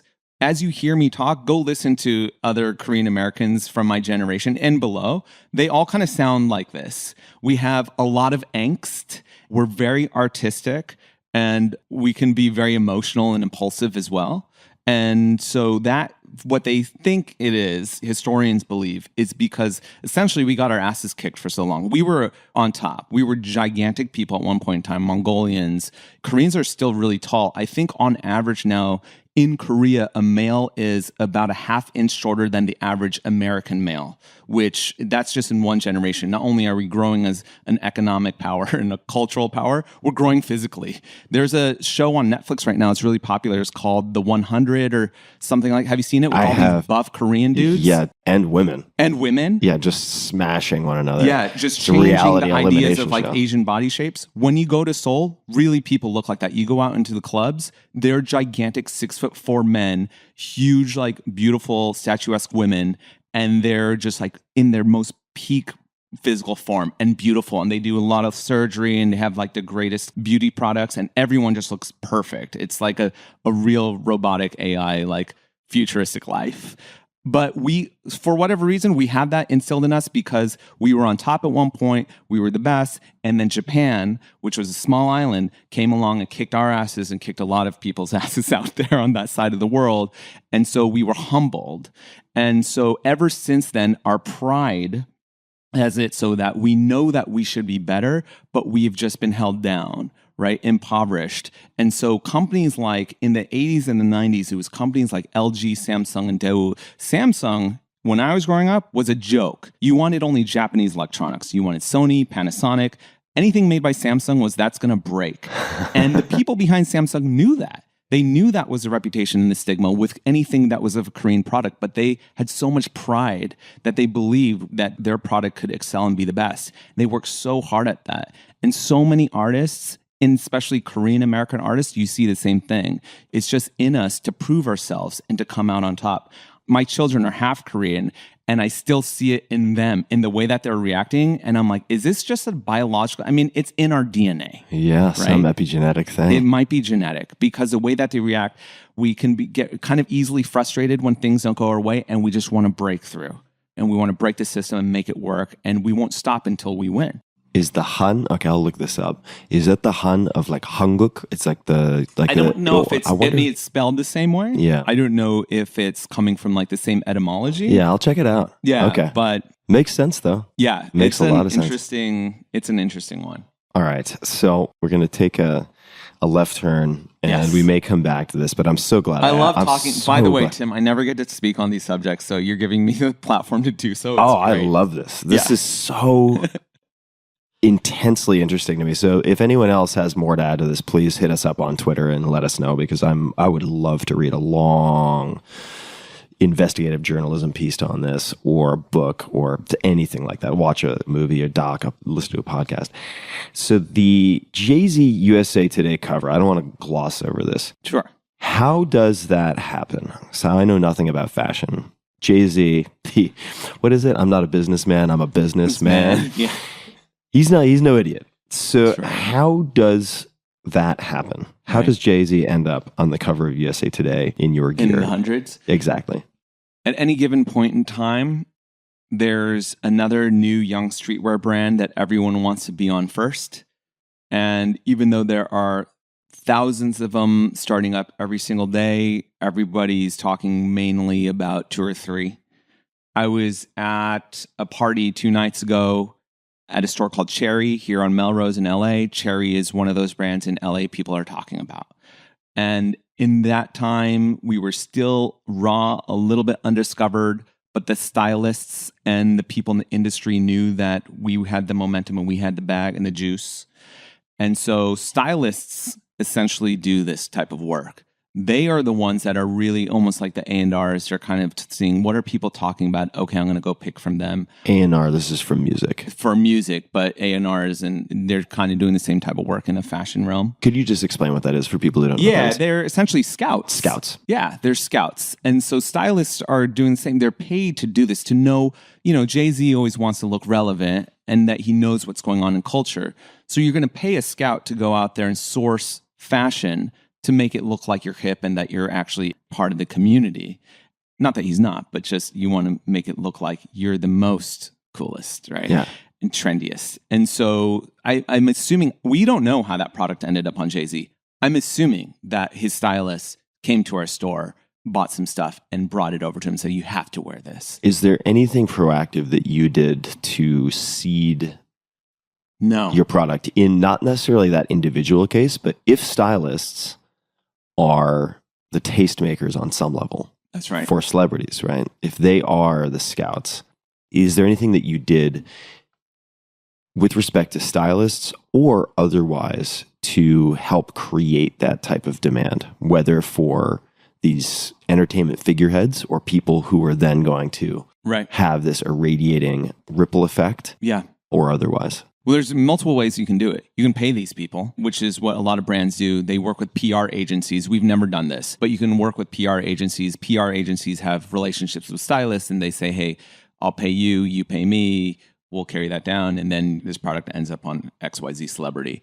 The other way to do it, which is just what's always come natural to us, is being a part of the culture and the community. And most of those stylists are actually in the culture and community. They're friends of our crews, or they may even be working for us in some capacity and they turn into stylists. And LA, New York, and fashion, streetwear especially, is still a very small, tight-knit world. Most people, especially the ones that are innovating and influencing the most, they know each other somehow. And so if you're out there and you're doing the work and putting on events and speaking that language, you are going to connect and build relationships with these people to where they're going to be like, yo, I need something. Can you bring it over real quick? Yeah, I got you. We'll throw it over. So that speaks to the current benefits of, say, being in LA. One of the benefits. And you also are just immersed, you're saturated with entertainment, of course. But at the time that you started, you mentioned people were not looking to LA to set any trends in streetwear. Did you ever consider in the early stages, say, moving to, I'm not sure, I may not be picking the right place, but New York or elsewhere to be in the middle of the action? Because many people who come on the podcast do that, right? They'll say, we're the movers and shakers. Where's the action? We're going to have the most serendipity. And they pick up and they move, right? Yeah. Bob Dylan did this. Bobby Knight did this, as Bill Gurley has famously talked about in his speech at UT Austin, Chasing Down a Dream, if people want to look it up. But you did something different. How did you, if you did, make that decision early on? Yeah, I hear this and I see this all the time, especially from our young community, especially if they're living in remote locales. Hey, I'm trapped in Denver. I'm in Indiana. I live in the Philippines. I have a great idea. I don't think I'm going to get much exposure if I stay here. Should I move to a big city? Should I move to LA? And I've always looked at it like, be the big fish in the small pond, champion your home. That's what you know. That comes most natively and authentic to you, especially if you're proud of where you're from. LA has a lot of problems. We're sitting out here in Venice right now. Yeah, there's an entire homeless encampment across the street. There's a lot of things that aren't great about LA and the city that we live in. But I still think every time I come back and I come home, I don't think there's anywhere else like this. And I just knew. And it wasn't that I knew all the millions of people that live in this city and thought that they were all great, but I knew that the people in our immediate community, our direct friends, had so much to offer and they weren't being heard. So if we built the platform... Could you give maybe an example? Sure. I'm trying to think of early collaborators with us. Like, it could even be like a composite hypothetical, but just like let's say there's a person X, or it could be a real example. Yeah. So there's a friend of ours named Topher who is an amazing artist, but even he at the time, everyone's not really looking to LA for that style of art perhaps. But if we can help build a platform and then bring our friends up on stage to work with them, then everyone can start enjoying and experiencing their art alongside with us. And so that was really the philosophy with how we were building the brand. The idea was to build the stage for ourselves. And then once we have the notoriety and the audience, okay, now we can share the microphone with others. So is it fair to say that one of the most critical components of your success, and I know that's a squirrely word, but let's just use it for now, has been simply asking the question over and over again, how can we highlight people? Yes, always. Yeah, that's inherent in the work because a rising tide lifts all boats. I've never looked at anyone else as a competitor. I've always believed that I'm competing against myself. If any other brand is winning or getting one over on us, that's our fault if we want to play that game. So I've never looked at anyone as an enemy or going against or mitigating our success in any way. We have to work collaboratively in order to build the entire platform so all can be seen. There's so many people in the world. And this was directly in contrast with so much of streetwear up until that point. And not just streetwear, but fashion and brand building. The traditional model has always been, especially here in the States, is that you just do your own thing. It's your individual path. You don't play well with anyone else. If you acknowledge anyone or you collaborate with them, it's going to hurt you. That's very false. We believed in the power of collaboration early on. We believed in the power of diversity and having diverse voices involved in the presentation of the brand. And so in the early years of the hundreds, what we started doing was we started hosting block parties on our street. And the reason why we did that was to invite all of the other brands to come in. That at the time, we were all very small and independent, but we had our own little universes. And it wasn't us saying, hey, we're co-signing each other. It wasn't us saying, oh, we're all even. What do you mean by co-signing? It's not like we're validating each other, I see. saying that's a brand that we think we're going to vouch for and say they're good people and they have great product. We're not even saying that. What we're saying is that everyone has their own lanes, but we can all exist together and be respectful and professional and hang out and party. Got it. So these are potential competitors, perhaps in the minds of some. That's right. They're sort of adjacent, but you each have slightly different lanes. Yes. And what were you hoping to come out of that? Would it be the sharing of best practices, the just cordial relationships so that if there's the flow of talent from one to the next, it doesn't turn into a huge disaster? Yeah. What came of those block parties? For me, what it was all those things. But for me, what it was is what it presented and symbolized externally to the audience, to the market. Because now it looks like we're a movement. If all of us are working in tandem and agreeing and in confluence with each other, now there's more trust in this idea of streetwear. Oh, it's not just these individual silos, these kids on remote islands. It's actually a network. And so if you're a kid coming up and you're a fan of the hundreds and you're a fan of Huff or Diamond or Supreme, and then you see them all kind of hanging out together, there's more trust. And I think brand building is really at its heart about trust building. It's about dependability. It's about, is this thing going to last forever? Yeah, I think about brand sometimes as like it's a reliable, durable association over time. Mm-hmm. Like the hundreds means X. Like when I engage with the hundreds, it means X. Yes. And that is going to be dependable over time on some level. Yeah, and I think people want that in this world more than ever when everything is a little mushy. And so what you're doing is you're making streetwear look like it's a fad to, oh, this is a movement with some permanence, and now the network is growing. Because if the hundreds believes in Diamond and Diamond believes in Huff, then I can believe in all three of these brands because now they're fortified, right? They're a lattice. And so that's what I wanted to do in doing those block parties early on. It was a fun party. But then all of a sudden, people started looking at Fairfax, which is our neighborhood over here in LA, as, oh, that's where I can go and everyone is part of a community. So when I talk about building brands around community, I mean that.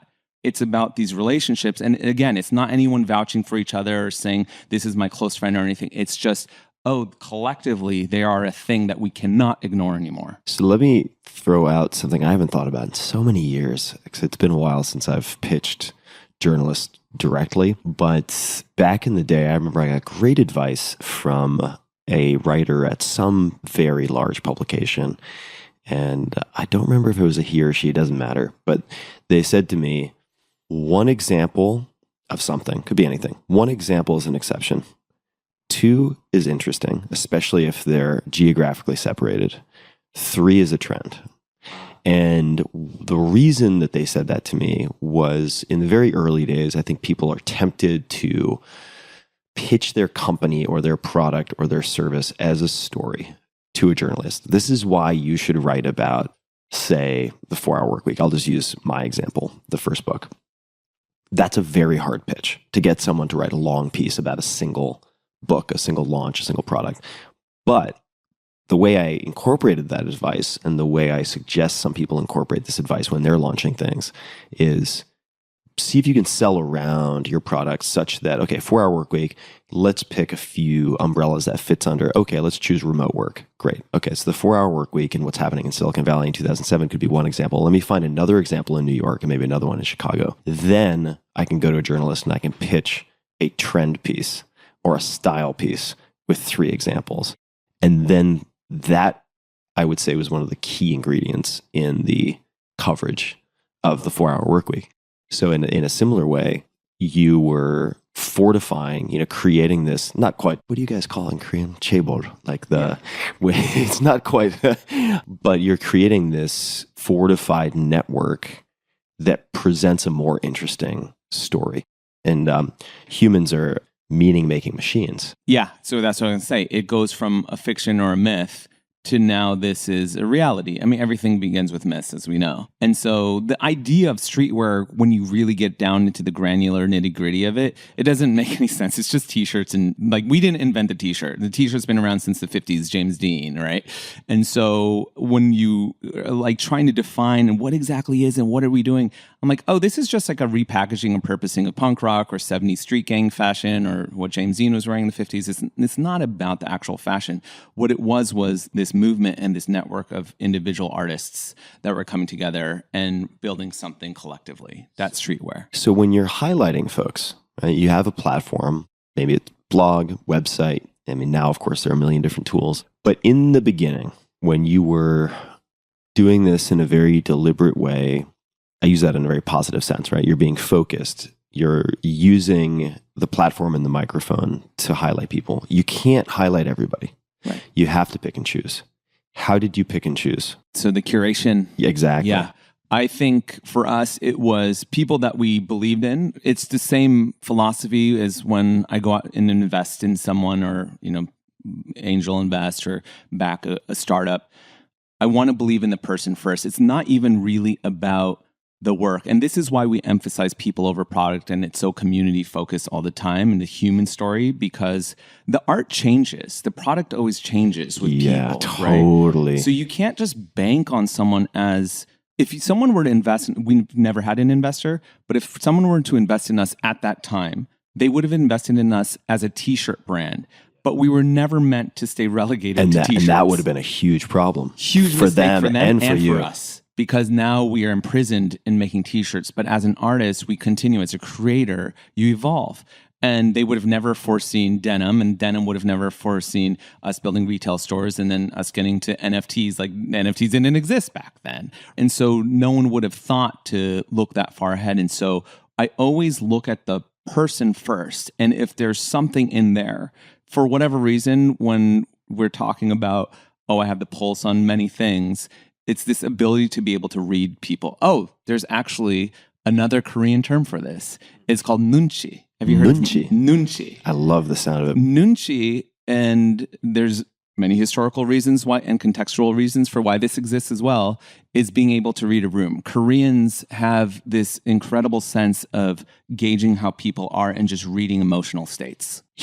That is so, I've never put a finger on it precisely like that, but that's so true. And I'm generalizing based on really only half a dozen to 10 like really close Korean American friends. Yeah. But when I think about watching them in rooms, they are good at that. Yeah.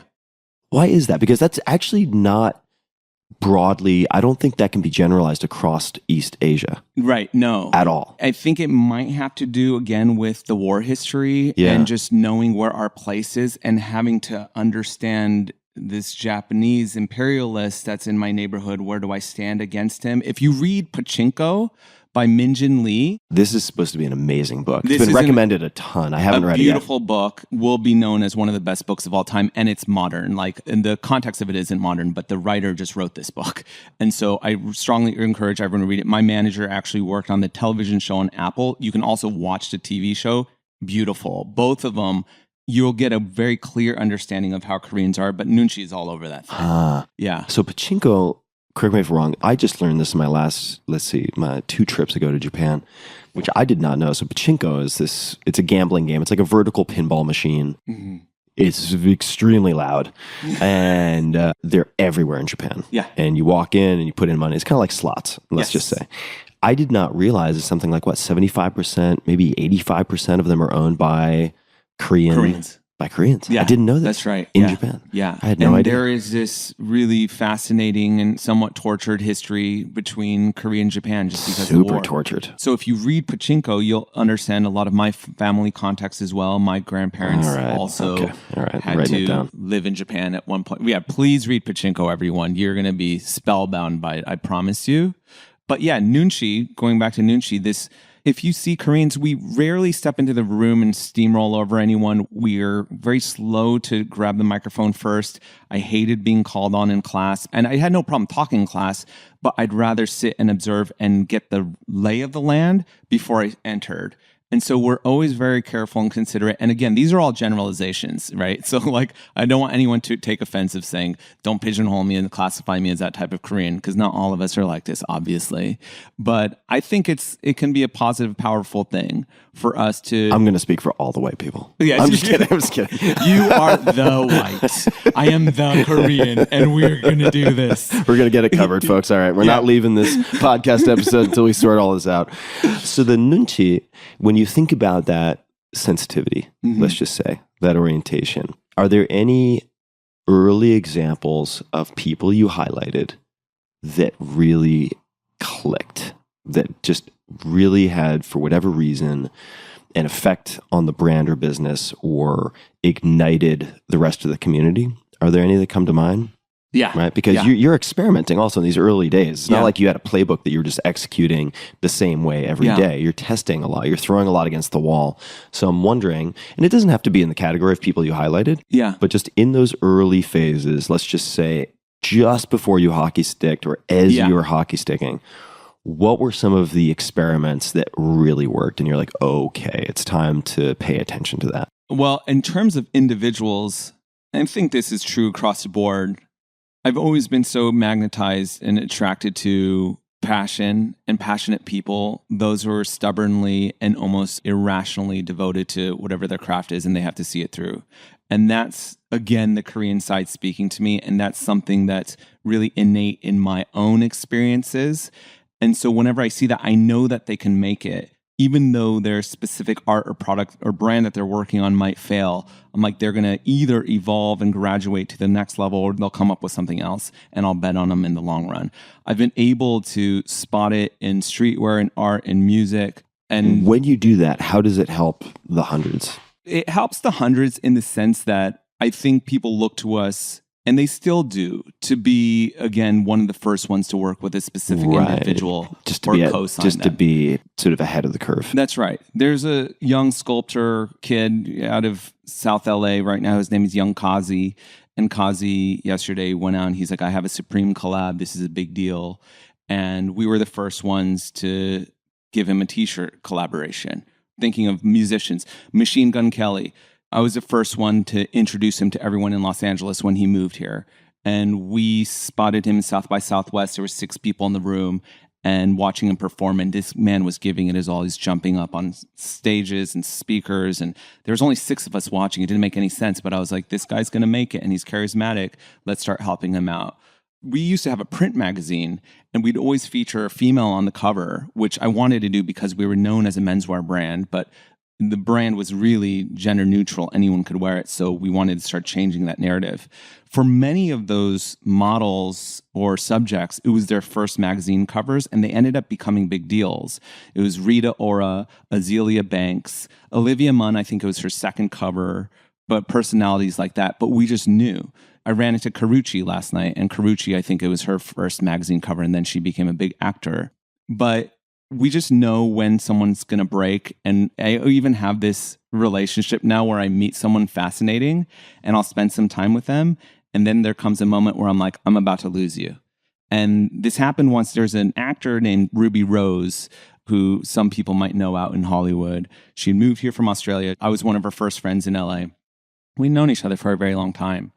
And then she got cast in Orange is the New Black. And I could just tell things were kind of changing a little bit. And I said, hey, I'm about to lose you. So, because she's about to go. She's about to go hypersonic. Hypersonic. And she's like, what are you talking about? You always talk about this thing. And I'm like, it's going to happen before you leave. I need to shoot you. So I shot her for a magazine cover. She shows up an hour and a half late to the shoot. We do the entire thing. She's just like, sorry, I'm late. I had all these auditions. She was auditioning for all these big movie franchises. And I was just like, it's happening. She's like, no. She's like, I'll never stop talking to you. What are you talking about? We're such close friends. 2 years to the day, I think I'd earmarked it, put in my calendar. I texted her and I was just like, how are you doing? And she's like, wow, that was a whirlwind. That happens in LA. And to your very first question, that's happened to us so many times, especially in the internet and social media age, where things, when they accelerate, they're to an immeasurable degree, right? And you cannot keep up. That happened in the early days of the hundreds. It's happened 3 or 4 times since with the hundreds. It happened again during the pandemic because we had another surge because everyone was locked down and they were resorting to comfortable brands that they had known and grown a familiarity with. And they wanted that. It was almost like soul food for them to revert back to their favorite high school streetwear brand. And then it happened, for me personally, it happened with NFTs because when those were starting to come up, we had already been involved for 6 to 8 months. And then the amount of phone calls and the amount of emails and the amount of people that were reaching out, I never thought I'd have access to any of them. Also, whenever this happens in my life, I have to change my email and phone number. I do this thing where I coordinate it at the same time, and I will plan it to the minute where I will be like, get on my IT's phone, be on the phone with Verizon and be like, change them now. And it's this beautiful silence for like 3 days. Impossible. It is. But it's like this really crystal clear, like beautiful silence for 3 days before everyone finds me again through my wife or through DMs or like through my business partner, Ben. But like somehow they track me back again and it comes. It's like catch me if you can. Yeah. I always thought that when celebrities, we know a lot of celebrities. So whenever celebrities change their number, I always thought it was because their number got out.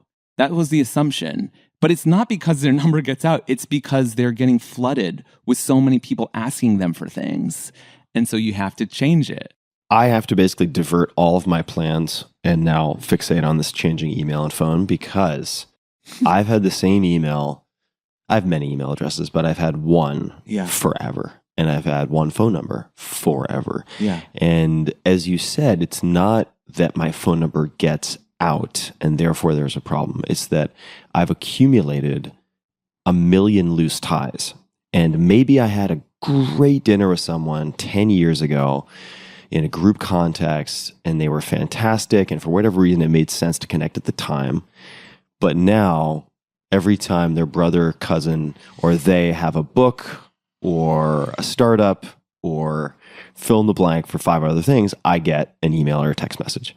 And over time, it just turns into a daily tidal wave of inbound requests. So how do you make this switch? The reason I haven't done the switch so far is I have, I think, an irrational fear that people I know who are important to me, who haven't, say, emailed or texted in a year or two, will get lost.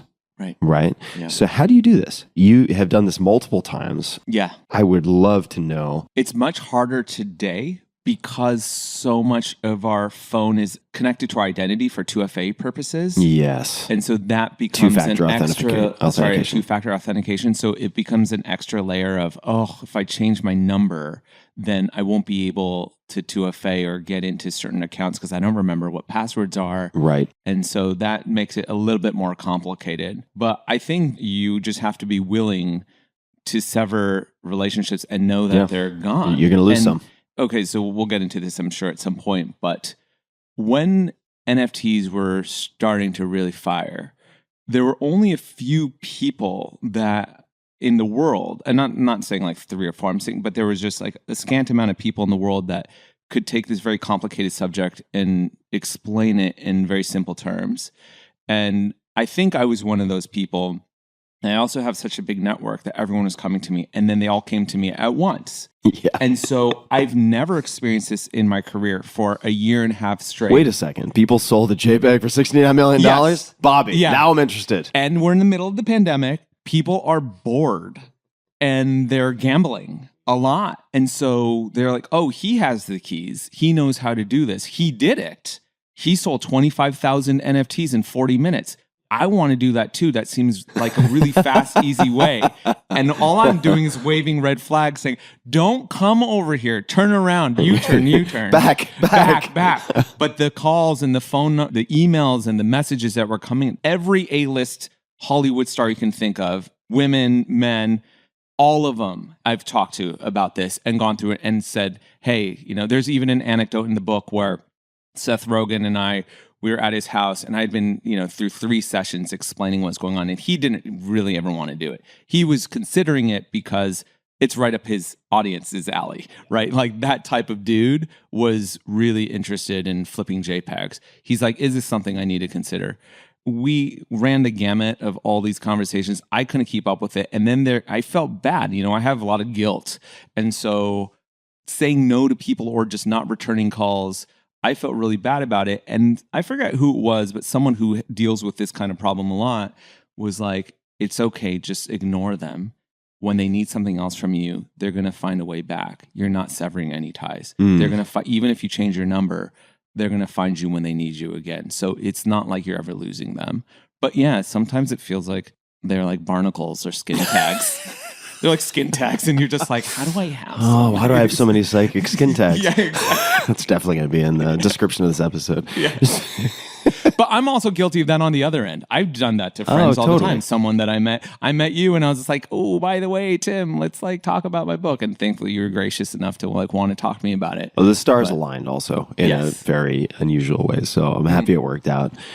And we're going to get there, but I want to cover the mechanics, just the process. So yes, you have the 2-factor auth considerations. And I would say for most folks, it's a very good idea. Well, look, I'm not a doctor. I'm not a technologist. So talk to professionals, but generally move to some type of authenticator or one-time password as opposed to your phone number just because of SIM swapping and different attacks. That's correct. Especially if you're a public figure, they're just more attack vectors.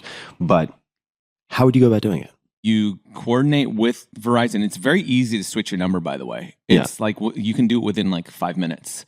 So you call whichever carrier. Don't call Verizon. If Verizon's going to be like, you don't use us. You can call your phone carrier and just say, hey, I want to switch my number. And they're like, okay, you can pick from any of these. And it changes just like immediately. So you get on that phone call. And then if you use IT or if you want to do it yourself, you just set up an auto reply on your existing email that says, I don't use this email anymore. That's it.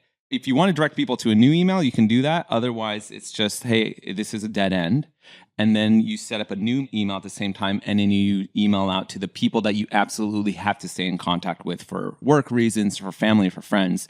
It's probably only about 30 to 50 people, to be honest. It's not that much. Yeah, the email from a process perspective, find easier to wrap my head around. Let me ask just a bunch of dumb, specific questions. I can't be the only person who wants to change their number. When you change your number, this is such a Luddite question. I know people. What happens to your, say, call history, text messages that came into the old number? Do they remain on your phone so you can reply from a new number?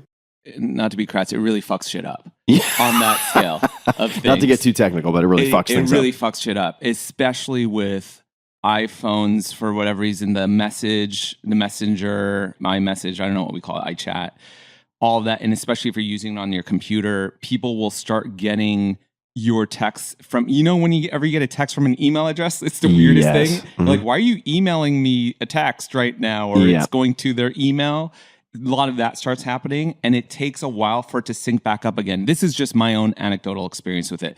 I could be doing something wrong. I've been on tech support trying to explain, and they're like, yeah, this is just really funky right now. This is just a thing. It turns into a little bit so there's of a little bit of pain. There's a little bit of friction. So sell me on the upside, though. Yeah, because I need the encouragement. Yeah, the upside is, first of all, I'm telling you, those first few days of silence. I'm hoping to buy more than a few days. Okay, I have this thing where I love washing the dishes. If you ever ask me to wash the dishes after a meal, I love it because it's the only place, especially in my house, where nobody asks me of anything. There's two things that I do: surf. Everyone's like, "Why do you surf so much? Do you love it?" And I'm like, no one asks me for anything when I surf, and when I wash the dishes, everybody leaves me alone because for the first time, it looks like I'm contributing to the household. So my wife isn't bothering me. The kids are like, Daddy's actually doing something meaningful. Let's leave him alone. And then I can think. I can't answer a phone. Yeah. No one can text me while I'm washing dishes. Same way I feel when I'm surfing. But when you change your number, I do it on a Friday afternoon. So then I have a weekend. And it's better than going to Hawaii for a vacation. It's like a brain vacation for 48 to 72 hours before they'll start trickling back in again. But to this day, I get people being like, dude, I've been messaging you for like years and you haven't replied, or finally someone said this isn't his number anymore. Can you please tell whoever this is that to tell his friends, And I apologize, but I'm like, oh, I'm sorry. And I should also add the other layer of complexity now is that people, because of your DMs, right? And especially young people, they DM more than they text or call anyways. And so as long as you still have your social handle, you are going to get those messages.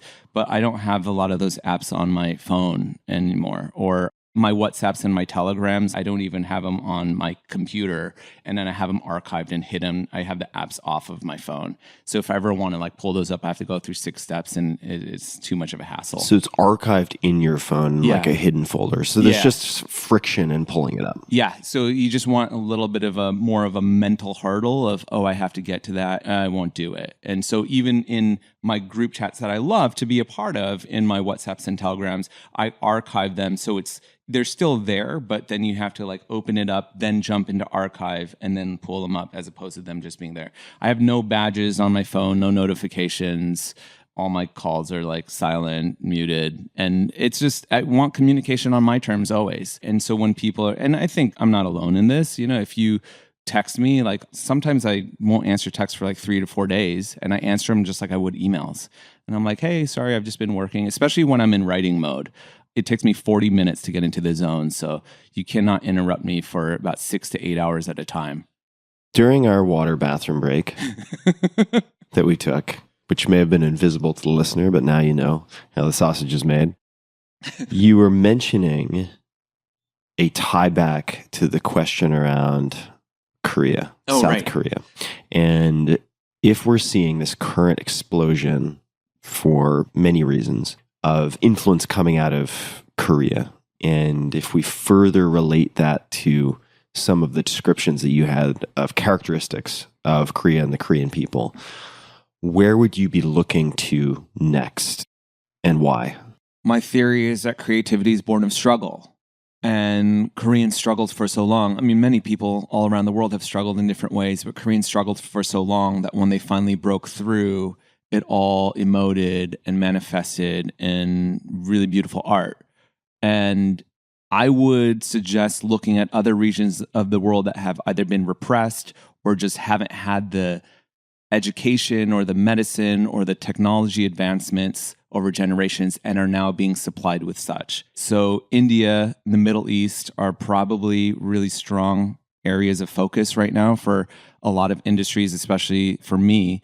I try to build as much of our Indian community as possible from here, constantly conversing with Indian followers. Whenever I get an Indian follower, I'll start messaging them and be like, how did you find me? What's going on? Because Indian is just a vast country with just a zillion people in it that have all different backgrounds. And I know very little about it. It's on the entire other side of the world. So the art that is coming out of there, I collect a lot of art with my partner, Ben. And the art that is coming out from that region of the world is also like none other art. In the filmmaking, same thing's happening. I think there was an Indian film, and I'm sorry that I forget. RRR. Yes, yeah, that did well at the Academy Awards. Yeah, killed. And so I think we'd be remiss if we didn't acknowledge what India is doing right now. Mm-hmm. So I want to tie up one loose end before we move to the scary, dark neighborhood. Oh no. Known as NFTs. No, the jungle, the forest, the black forest. We alluded to the rise and then perhaps the change in taste. I don't want to put words in your mouth, but the change perhaps in the company and the momentum that seemed to have coincided with interest from, say, Tommy Hilfiger in acquiring the hundreds. Could you just paint a picture of what happened during that time? Fashion is very fickle, and so much of it hinges on momentum. And when you're young and you're an entrepreneur and an artist and you're finding success, the ego wants to believe and loves this idea that you're in control of wherever path your career is taking. But as you grow older, you realize that you're subject to so many different influences and factors in the ecosystem. And so when I look back on it now, the hundreds had really, really fast success in that era because of what Ben and I were working on for sure, and the community we were involved in. But there was also a rapper named Kanye West that was also getting really deep into streetwear and working with like a lot of cartoon art. And our mascot was this cartoon bomb that people really gravitated to and loved. And the retro sneaker movement was starting in that period of time in the 2000s. All these really rainbow colorways, and people wanted colorful clothing. And then they wanted streetwear brands to kind of coincide with that, because no other segment of fashion was communicating that you were into sneakers. And so there was just a confluence of factors that contributed to our success at that time. And so as much as it seems like you're in the driver's seat and you're in control, you're still on someone else's road, let's say, right? And so that road could end, or that road can detour, and you might take the wrong path, or you might run out of fuel, whatever, all the metaphors. But there will come a point in time, and we had been told it for the first 10 years, fashion is really volatile. It's a really dangerous business to be in, because when it stops immediately and without warning. And we had survived the recession, in 2008 to 2011, when the rest of the world was really, really struggling. We were thriving. We were just crushing it. Streetwear was having a really golden moment. And then people had their fill, because the way that fashion goes is that you cannot be wearing the same thing today that you were wearing yesterday. And especially if you're a young person, identity-wise, you cannot be wearing in high school what you wore in middle school, and you certainly can't be wearing in college what you wore in high school, because these are moments of transition and you're coming of age, and you want to differentiate and segment and divorce yourself from, that was me under my parents' roof, and now I'm an independent person. My hairstyle looks like this. I've adopted these traits, and now I dress this way. I can't be associated with that. And so we were moving into that generation where the kids that had grown up with us were like, I wore that when I was young and I was an active skateboarder, but now I'm in college and I'm trying to attract women and whatever it is, or like men. And now there's a new type of fashion that speaks to this, which is when streetwear started to adapt and evolve, and the style became less branded and it became more subdued, not as colorful. We want blacks and grays and neutral colors. And this happens in fashion all the time. We don't want loud patterns and camouflages. We want solids. We want the clothes to drape like this. And then it graduated to, that's all juvenile amateur hour streetwear. Let's start penetrating and influencing high fashion. And when that movement started happening, then we looked almost alien in comparison, because we're a real street brand that the kids on the street, they jump over fences wearing our t-shirts. But how do you jibe that with what's going on the Paris fashion runways, where you're making these beautiful garments, pieces of art, works of art, and these designers are now being esteemed as design gods? And that was not anything that was in our DNA or communication. We were always of the community and wanted to speak directly to the streets.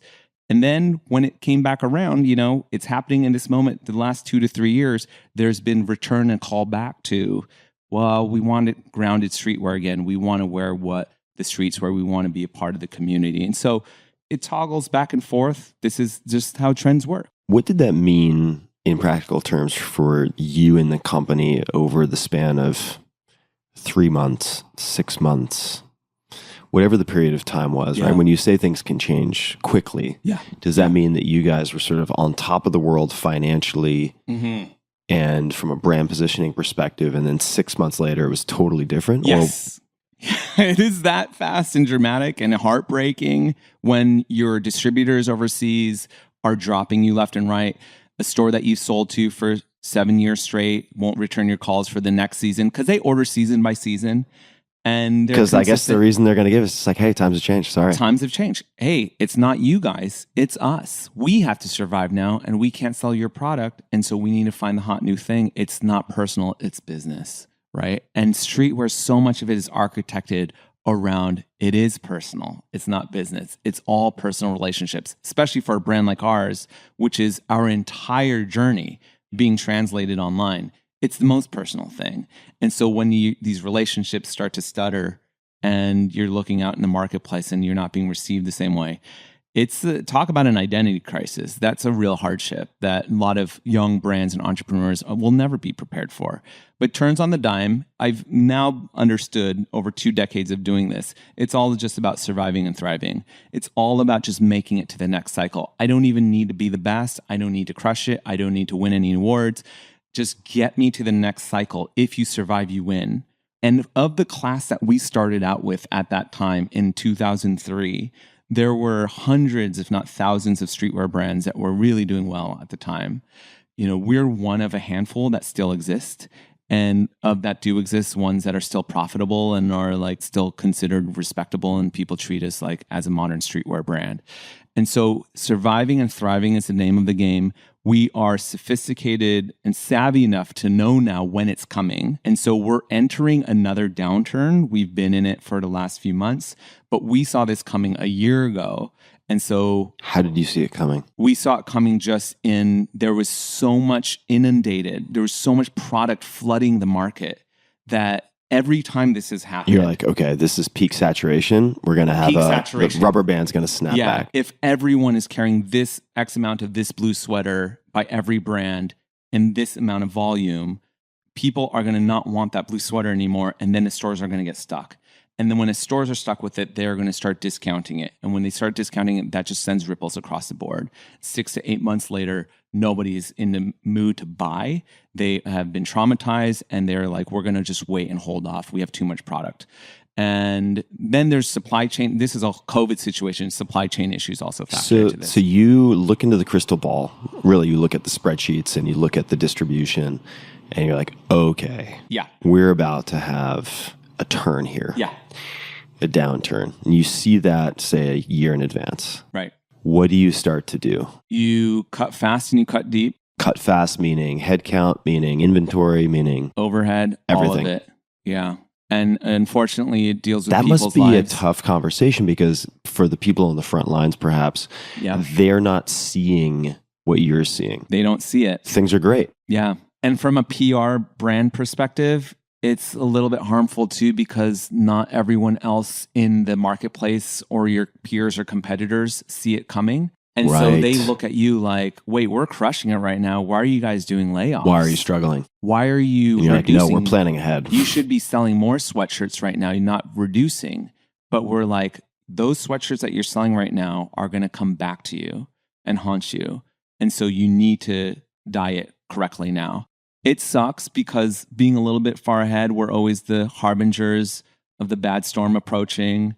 And yeah, you're right. Some of the staff that have been with us and are really, really amazing people to work with, they don't understand when we're like, your work is great and everything is hot right now, but we have to do this to get ahead. So cut fast, cut deep. It's not personal. And then just being really mindful of the expenses and again, consolidating and limiting the amount of product that we're making in the marketplace. Getting back to making product that's really intentional and meaningful, and this is made to sell. This is made to wow. From an editorial perspective, this is meant to create noise. Because when times are fat and everyone is just humming along, everything's just working, you can really sell anything. Yeah, right? You can get a little loose. You get a little loose. And that's when you just reap. You're reaping the harvest and you're going out. You can do anything you want. I personally dislike those times as a creative person because they're the least creative moments of my career. No one has to steer the boat. There's inertia. No one needs me to get up and captain the wheel. Everyone's looking at me like, Bobby, take a break. You're only fucking shit up by getting in the mix here. Like, we're good. Just put more of this cartoon bomb on everything. It's selling. But I'm like, I didn't do this just to make money. I did this to make art. And so whenever times slow down and the boat needs a little bit of a kickback and people call me back, hey, can you get back in a seat? I'm like, thank God. Even though we're not making as much money right now, I get to try things. So if you're comfortable, I'd love to give people a picture of what the company looks like today and just the business. It's like, okay, here's the pie chart, or here are the different divisions. Maybe we could start with the shirt that you're wearing. So what is the shirt that you're wearing? I'm wearing a Phantom of the Opera shirt. It's actually a collaboration that we did with Andrew Lloyd Webber. I'm wearing it because emotionally, I'm a little bit sad that they're closing the show. Do you know this? I don't. Yeah, after 35 years, it's leaving Broadway. Really? Yeah. I had no idea. And so it's just like a tribute to that. I don't know. I felt like it when I was wearing it this morning. So the reason I bring it up is for most people who are not of the streetwear world, Right. They might have a certain image in their mind, but Phantom of the Opera is probably not appearing. What does the business look like today in terms of operations and just the business model / models? Yeah. Can I tell a story about this Absolutely, real fast? of course. And it's to that point. We are known for our collaborations maybe more than anything on the marketing front, right? We don't do traditional like advertising, billboards, magazine ads, or anything like that.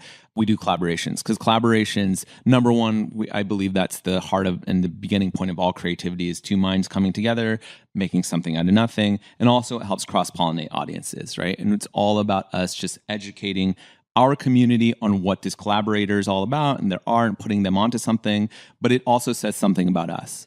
So what is a collaboration? A collaboration can be, for us, as simple as us working with Adidas and doing a new colorway of a shoe and putting our brands on it. It can be if we're working on a project with, let's say, Pokemon, getting their characters to interact and engage with our IP, or our fans like to see us communicating and relating and building with some of their other favorite properties or brands or artists. And you interact with some huge brands and big IP. I mean, these are the biggest of the big. Yeah. When we were starting, that was a little bit frowned upon in streetwear because streetwear was supposed to be Right. And anti-establishment. And one of the first major collaborations we did was with Disney. And the reason why we did it is because we kept ripping Disney off, right? Doing these weird parodies of Mickey Mouse. And they came to our booth at a trade show and said, please stop. We're going to sue the pants off of you. We're good at this. We're good at suing. We're really good at suing. Our lawyers were holding them back. They're champing at the bit. Or we can do this officially. Why don't we do a creative collaboration together? And that was chaos. Good for them to recognize that. To even open that door and have that conversation. Well, it changed the tune for them a bit because up until that point, Disney... They are very protective of their IP. Oh my God, maybe the most. And that's also speaks to the strength of their brand. Absolutely. But they, at that point, consumer products was really focused on selling, and their success is mainly with women and with young people, children. Disney consumer products. And they had a really difficult time penetrating this market, which is teenage guys, 20-something guys who are into rap music and skateboarding. They're like, that's just not Disney's lane. What trade show was it? I'm curious how they were even there in the first place. It was Magic, the Magic trade show, which still exists. It's a Las Vegas fashion trade show. Trade shows are not as in vogue anymore or in practice. We haven't done a trade show in many years. But the Disney folks were there ostensibly to find licensees, perhaps? That's right. Looking at relationships where they can... I can't speak for them, but I do know a lot of the studios and the licensors are walking around, number one, to see if anyone's infringing. Number two, their creative teams are walking around to gather and collect references and inspiration. So it's a great place to go to see what the art's going to be like in 6 months. And so you guys started this first major collaboration because you were infringing, basically. And they came by and they said, okay, look, there are two ways this can go. Yeah. We're going to sue the pants off of you, or let's just do it officially. And I was like, let's do it. They're like, you can have any property you want. You guys want Mickey Mouse? And I was like, no, that's not our approach to anything that we do. It's too obvious. It's too mainstream. I'm like, you know those characters in Peter Pan, the Lost Boys? And they're like, why do you want that? They weren't reinvigorating that license. That movie wasn't coming back into theaters. They're like, those characters, why? I'm like, because narrative and storytelling wise, that's us. We've always been fighting the corporate pirates. We don't ever want to grow up. They're really fun, like little mischievous kids. Like, we're the Lost Boys. They're like, all right, so we do this project with them. It was the first and last time that they allowed any partner to do what we did, which was merging the logos to a point where they were almost inextricable and almost confusing, which is the entire point of IP, is to avoid brand confusion, likelihood of confusion, right, in trademark law, copyright law. And we were taking the Disney font and writing the hundreds in it. And all of this flew under the radar. I am amazed you got away with that. Because we got away with it because thankfully, we had folks on the inside that were on our side and knew that it would just have like a really big impact. And so the project released, we sold it to specific stores around the country, lineups, everything sold out within an hour. Kanye West had a blog at the time. He blogged about it. He's just, you can still Google this. He's just like, this is crazy what these kids have done, the hundreds, who are these guys? And so that was another inflection point for us. And there was a lot of chatter because it was a corporate brand that we were collaborating with and it wasn't so independent. But at the same time, our approach to that was always, if you're going to work with a big dog like that, always make it look like you got one up on them, whether you got paid or you just came out on top. So you're a smart guy, right? So I would have to imagine, I don't want to speak for you, but Disney comes along, you have this launch, you're like, okay, I'm thinking long term. If this works, it'll probably open up some interesting doors.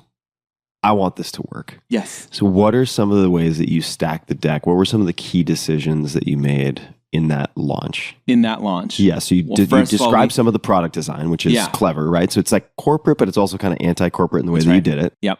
Just in terms of the launch itself, I'll let you answer that any way you want. Well, at that time, this was also a novel thought because we've grown very accustomed to limited drops and drop culture and everything needs to hyper sell out right away. Streetwear, for the most part, in terms of this genre of fashion, invented this. And it's not like we were the ones who created either. You know, brands had already been doing this for years. So we limited the supply. They didn't understand that. They were like, don't you want to make a lot of money? And we're like, no, it's not about making money. It's about making noise. We were building a brand forever. I want this to be the next Levi's. And it's not making the money now. I need it basically amortized over the course of my career. So we don't want all the money right now. We need enough money, but we just want to make noise. And so let's just make a few products, just a little bit of inventory, and let's have it sell out immediately. And so as soon as that happens, then the demand goes through the roof. People are, how do I get this? When are you reprinting it? And again, context. At that time, every other brand would reprint.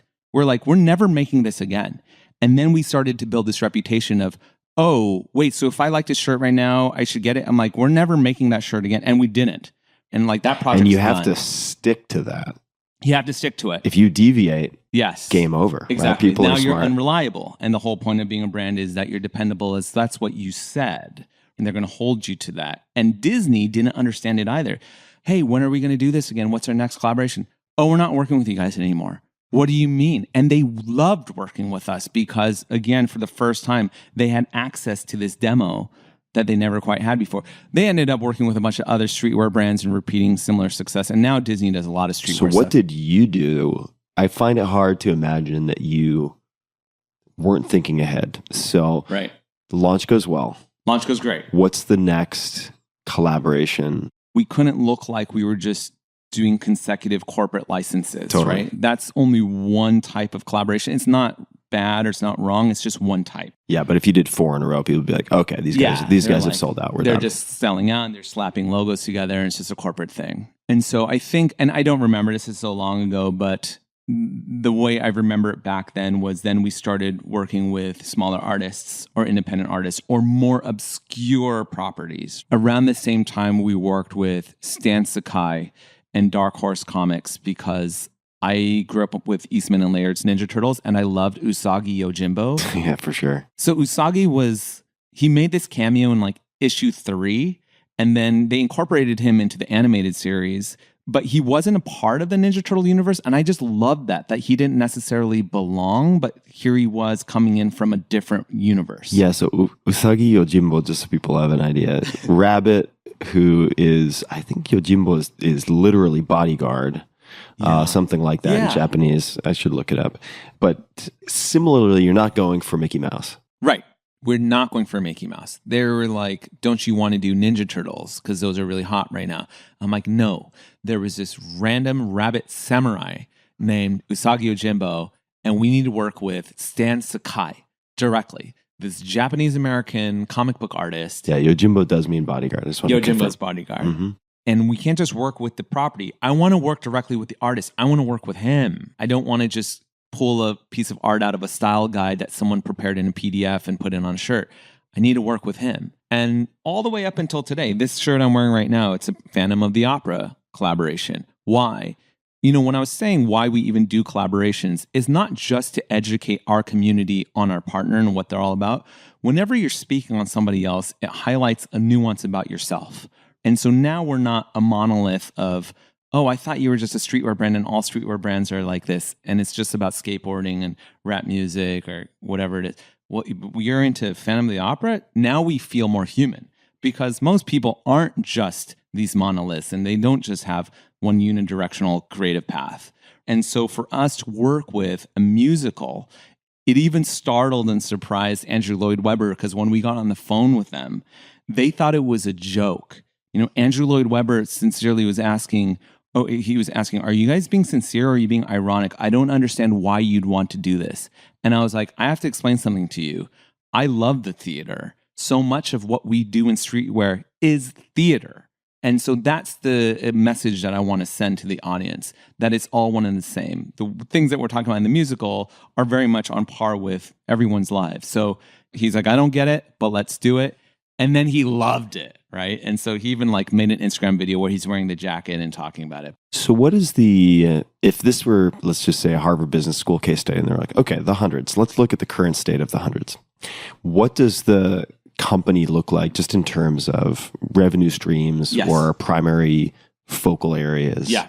What does that look like? So we're talking right now in the spring of 2023. We're coming out of the hotbed frenzy that the pandemic was 2020 to the early parts of 22, maybe late 21.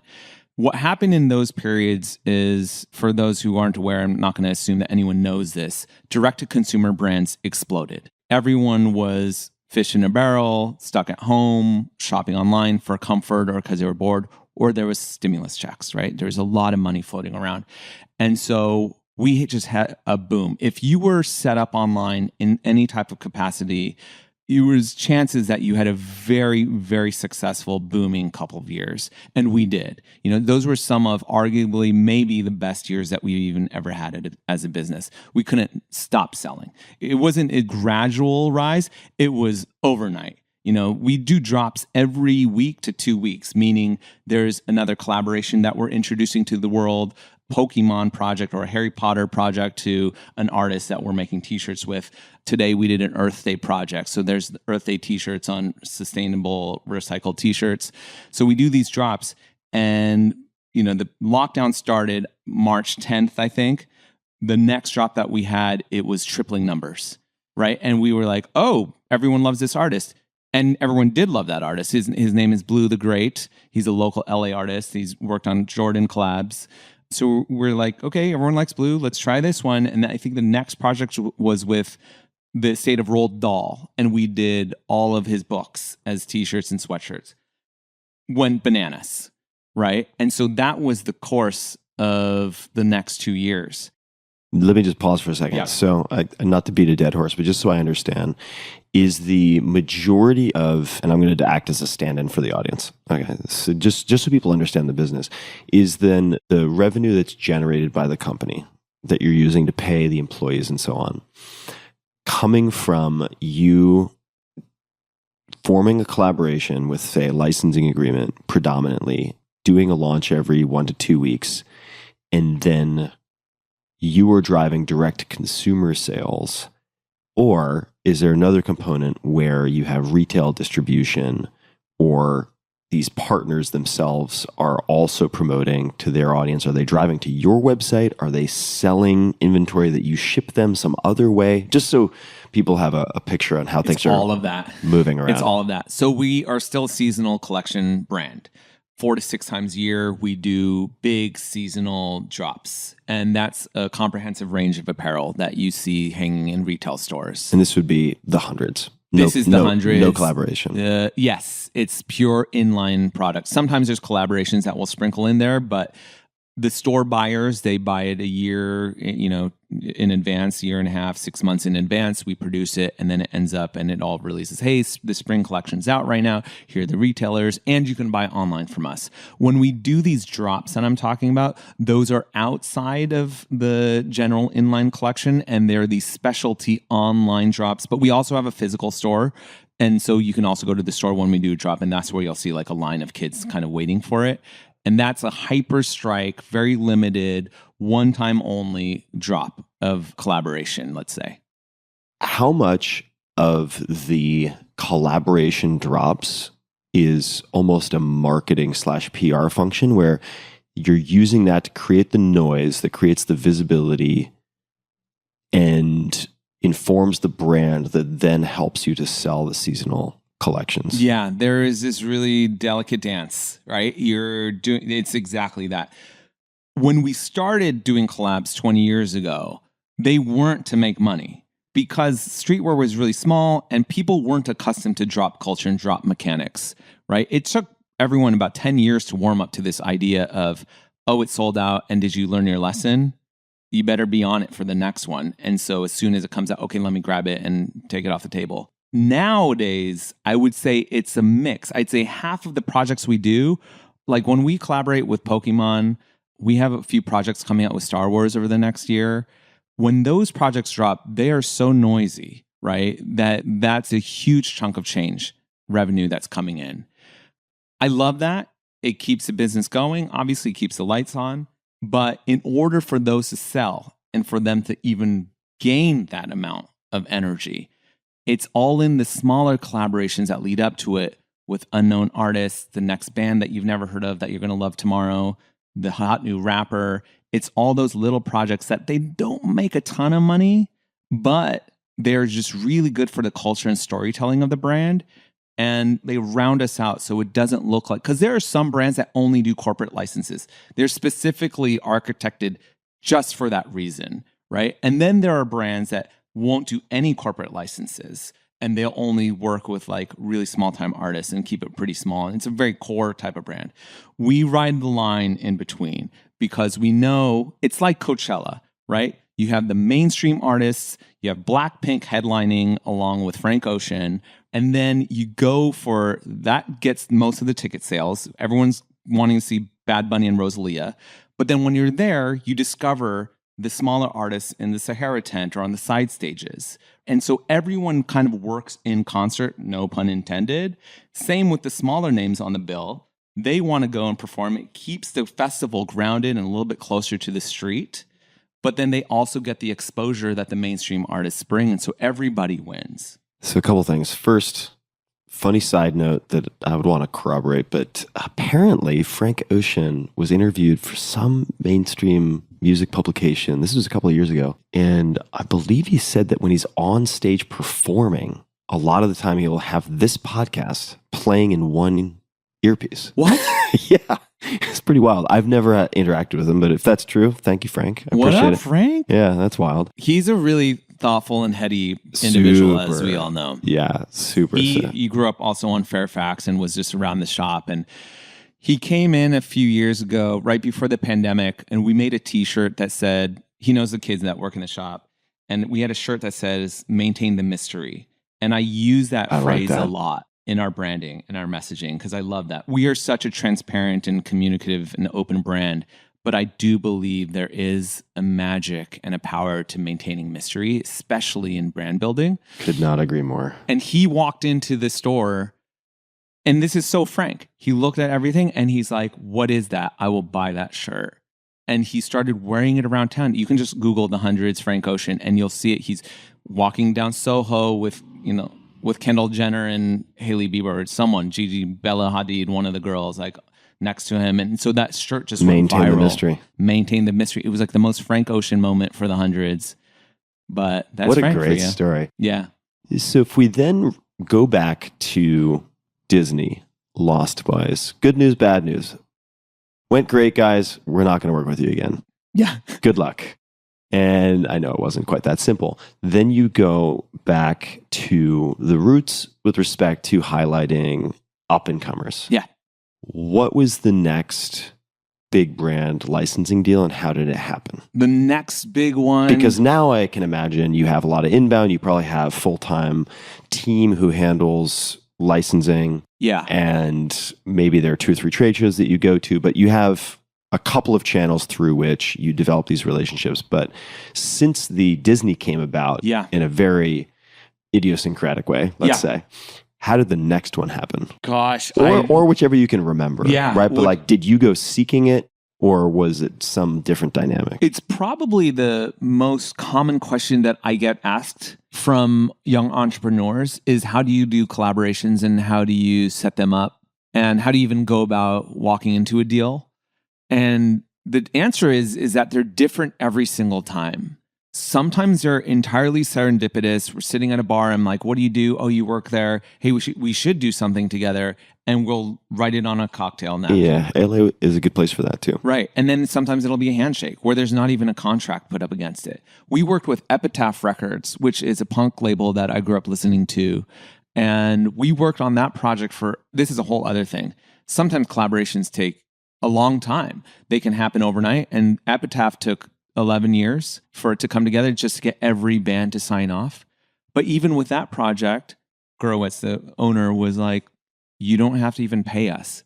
This is advertising for us. You guys keep all the money. So every agreement is set up a little bit differently, and I'm trying to think of the next big one. I mean, we didn't work with Disney again for 12 years, and that was with Roger Rabbit. And the same thing applied with that one, in that Roger Rabbit is a really bizarre, anomalous entity where it split up. It's like a product of divorce of every studio that came together for that lightning in a bottle moment.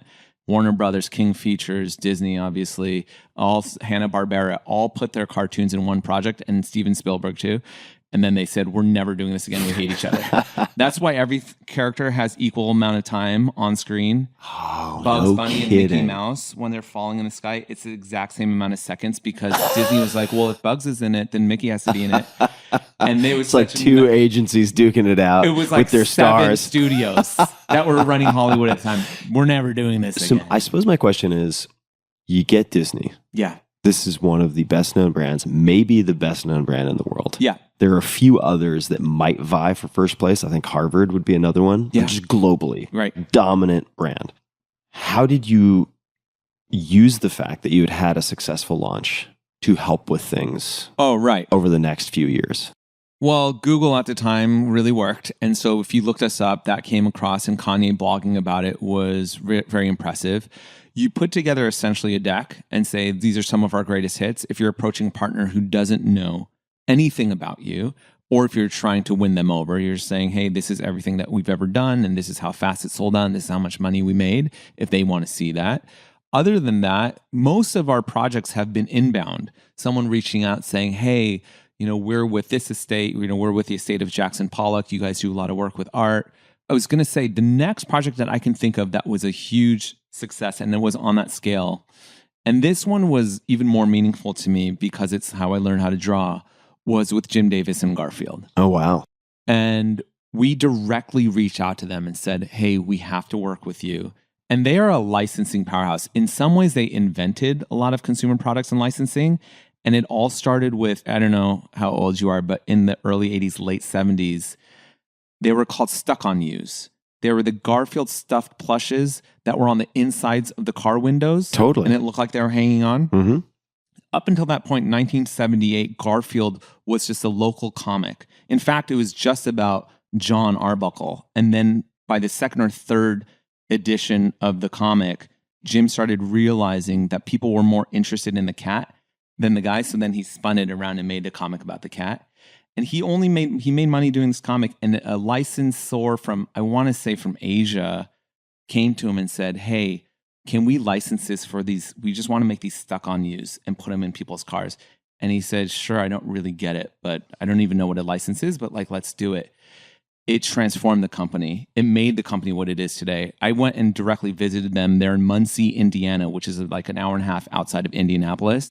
They're in this giant orange barn with like a big paw print on the side of it. And the entire organization was built off of the backs of those stuck-on-use. Wow. For the next 3 to 4 years, they made all their money. And then they realized Incredible. comics are great. Licensing is where the money happens. SpaghettiOs, breakfast cereals, TV shows, blankets. I grew up with all of that, bed sheets and my alarm clock, which I still own, Garfield.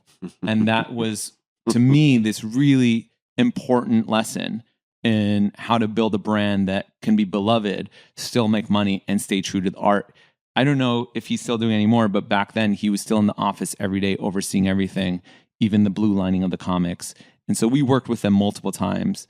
And this is a total tangent, but when you look at the 2 comics that I loved growing up, Garfield was architected that way, and Bill Watterson, Calvin and Hobbes, which was anti-licensed. Bill Watterson never licensed the thing. So those weird, like, Calvin pissing on Ford logo stickers are just all unlicensed. I heard a story, maybe somebody can verify this, that he hated licensing so much, the idea of merchandising, that someone, maybe a business manager, someone brought him into an office and they wanted to set up this meeting. And it must have been Hobbes, like there's like a 4-foot stuffed Hobbes in the corner. And he was so upset that he took some like pair of scissors and just hacked it to pieces in front of everyone in the meeting. And he was like, that's how I feel about this, and goodbye. Which I kind of love that he's so clear. That he's so clear on it. He had such a set idea and opinion on what Calvin and Hobbes was supposed to be from the moment he started drawing that thing. I don't know how. It's like he could read the future. And look, I don't think that property has held up as well as Garfield just because it hasn't been licensed. And he retired that comic. I was in high school. Do you remember the last one where I don't remember the last one, but I still have all of my paperback collections of Calvin and Hobbes to this day. Yeah, my kids read them, but a lot of young people don't know what that comic is anymore. Had its place in time, and it might just kind of die on the vine like that, which is okay. Probably doesn't care at all. I don't think he cares at all. He recently announced that he might be doing something, or I think he dropped a new comic strip just for the fun of it. Every 3 to 4 years, he kind of pops back up again and says something.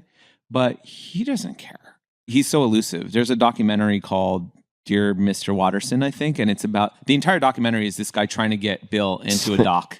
That's hilarious. It's like In Search of the Snow Leopard. Yeah. There's a few of these figures in my life, culturally. They're all the same. Salinger is one. Bill Watterson is another. But even in Streetwear, there's a character by the name of Don Busweiler, who is arguably the most iconic and influential streetwear pioneer. Don, and I'm in contact with him every single day, but no one else is. He joined a religious group, some people call it a cult, in the 80s. He was on top. He's from Miami. Animal Farm, his store was probably the first real streetwear store, owned the club scene, made a ton of money for 2 to 3 years, went to a trade show. This is how the mythology goes. Went to a trade show, made $1 million, walked into his room, tore up all the POs, threw them out the window. Purchase orders. Disappeared. The purchase orders disappeared. No one knew where he went. I love these stories. And then he showed up in a cult. They ride bicycles around the country, eating trash out of bins. Freegans, sometimes they're called. And 2020 had done a documentary on this cult called The Brethren. Look, a lot of that is mythology. I'm good friends with Don, and we talk every single day, but he still leads this very virtuous spiritual life where he lives off the land, he travels the world, and not a week goes by where he tries to convince me out of this. And he's like, how's business going? I'm like, it's good. It's a little stressful. He's like, I'm waiting for you on the other side. Constantly. This is where I am today in Israel. This is where I am today in South Africa. This is my office. And he's alone, or he's on top of a train, just going into the middle of nowhere, enjoying his life. So those are the people. I don't think I could ever be these people, but they are my North There's Stars. part of me that wants to be one of those people. I'm very skeptical of my own ability to ever do it. Yeah. I seem to be too addicted to my own suffering and self-imposed, grinding. But these cases of folks, and there are others, I don't know how and how much we would have in common. But you find, like, say, this is not the same, but like a Daniel Day-Lewis, right? Right. Just like disappears for 5 years, no idea where he is. Yeah. And then he shows up and wins everything. Yeah. And then disappears for another 4 or 5 years. Yeah. And then wins everything. And then he's like, yeah, I'm done. Oh, man. Yeah. You know, or what Dave Chappelle did as well. How many people It's can like do this, 50 though? million? He's like, no, I'm good. Yeah. See you later. I romanticize and idealize that life too. Maybe if I was disciplined enough, I could do that. But I don't know. I like saying yes to things.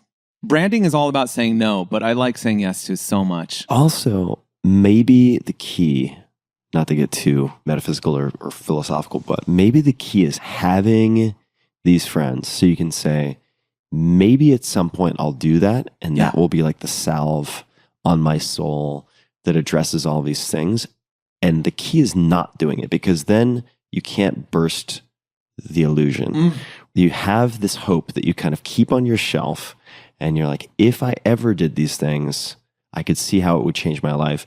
And that's the value. Because, for instance, I know so many people, and I'm sure you do as well, that once they have a degree of financial success that allows them not to be worried about A, B, and C, they realize that actually the money does not fix their problems and their mental health and their inner demons. Which is why I think, in part, so many, and look, this is not like, as one of my friends, it's like, you know, America weeps for these people. It's like, no, it's like a joke, right? Like, nobody expects any sympathy for people who are like, oh my God, I have money now and I'm so miserable.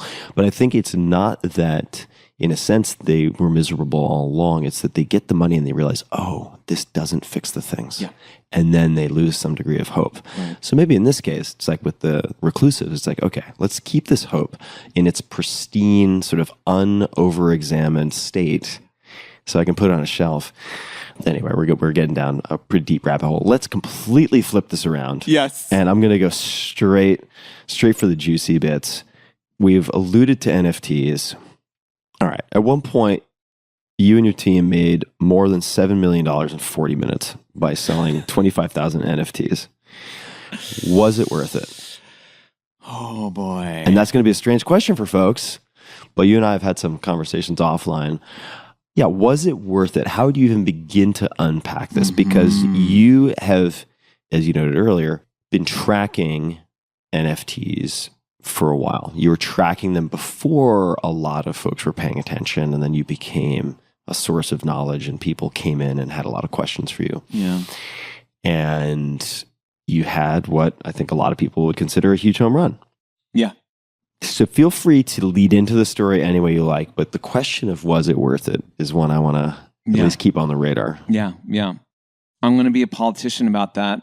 Was it worth it in the end to get into NFTs, delve into them, create a project? Absolutely. Speaking of suffering, was it painful and horrible? And at times, did I regret entirely ever stepping foot into that space? 100%. And if you take money out of the equation, the $7 million, people also have to be mindful of. Almost all of that went right back in. So we didn't pocket that. That's actually going back into supporting the company. The other thing people had, at the time, everyone's like, wow, you guys made $7 million in a day. We didn't. Also, pre-tax, right? Let's just. Pre-tax. Important to note. Even if it was crypto, pre-tax. And people are like, oh, you made $7 million in a day, because they just assumed that these assets were generative and we built that project in like 2 weeks or something. We spent 8 months doing. In fact, we spent over a year researching, listening to the community, being in clubhouses, trying to figure this out, doing the education part of it before we even stepped into how do we make this happen. And then let's create all the art. And most of it was manual. So if you look at our art, it's not like Mr. Potato Head style where you're just flipping traits around. They're individual pieces of art that were borrowed from 20 years of history from the hundreds, right? So our project was set up a little bit differently. And so if you look at it like, oh, they made $7 million over the course of a year, and not to show too much of ourselves, but in terms of us selling clothing, we make a lot more than that, like as a clothing company.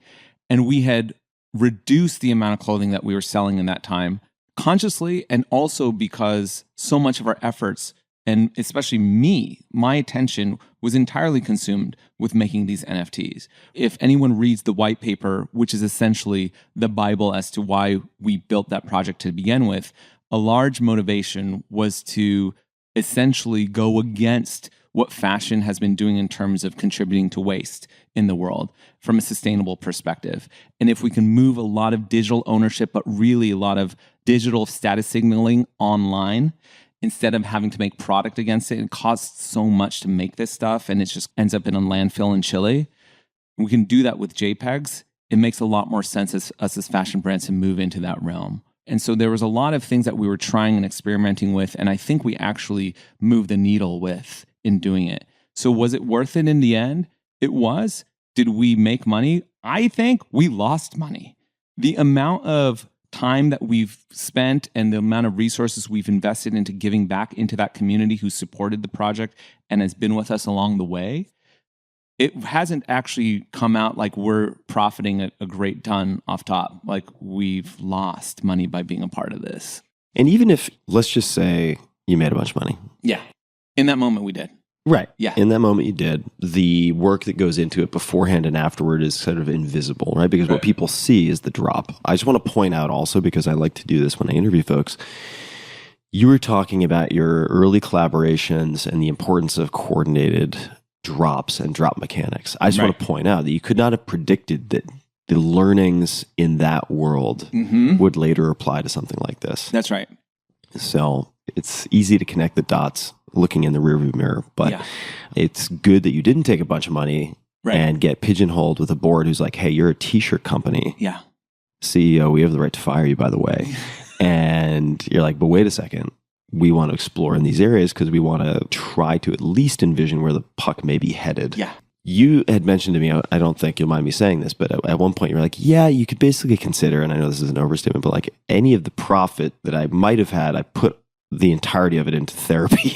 Oh, right. Yeah. Yeah.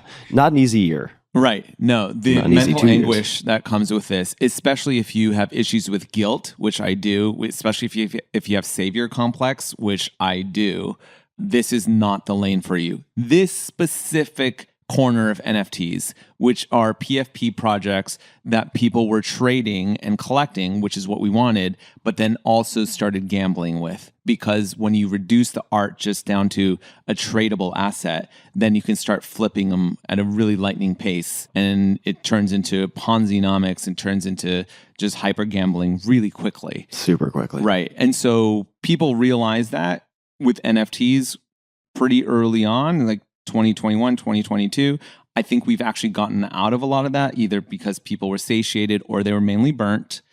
And this is a little bit tangential, but now we're seeing it happen in other sectors. And so I wrote the book also almost as a bellwether for other industries to look at. Eventually, everything, luxury handbags, sports cards are already starting to do this. Any collectible, and anything is really collectible with the hindsight of nostalgia, is going to end up on the blockchain. Someone is going to record those assets on the blockchain, and then they're going to hold them in a vault. So here's a great example. Sneakers. Right now, if you trade sneakers, you're buying them and collecting them and selling them off. You're probably going through an app like StockX or Grailed. And what they do is you send them the sneakers, they list them on their website, and then they inspect them. And then if someone buys those sneakers, then they deliver it. So there's actually this escrow period where it takes a couple weeks for you to actually get your sneakers that you bought from somebody else. 2 to 3 weeks. In the pandemic, it was like 4 weeks. Now what's going to start happening is that's a lot of movement for a product. A lot of risk too. A lot of risk. It's a lot of waste. It's a lot of gas and fuel and jets and ships moving things around. And it just takes too much time. And so what we'll end up doing is those sneakers will end up being converted to NFTs and just sit on the blockchain.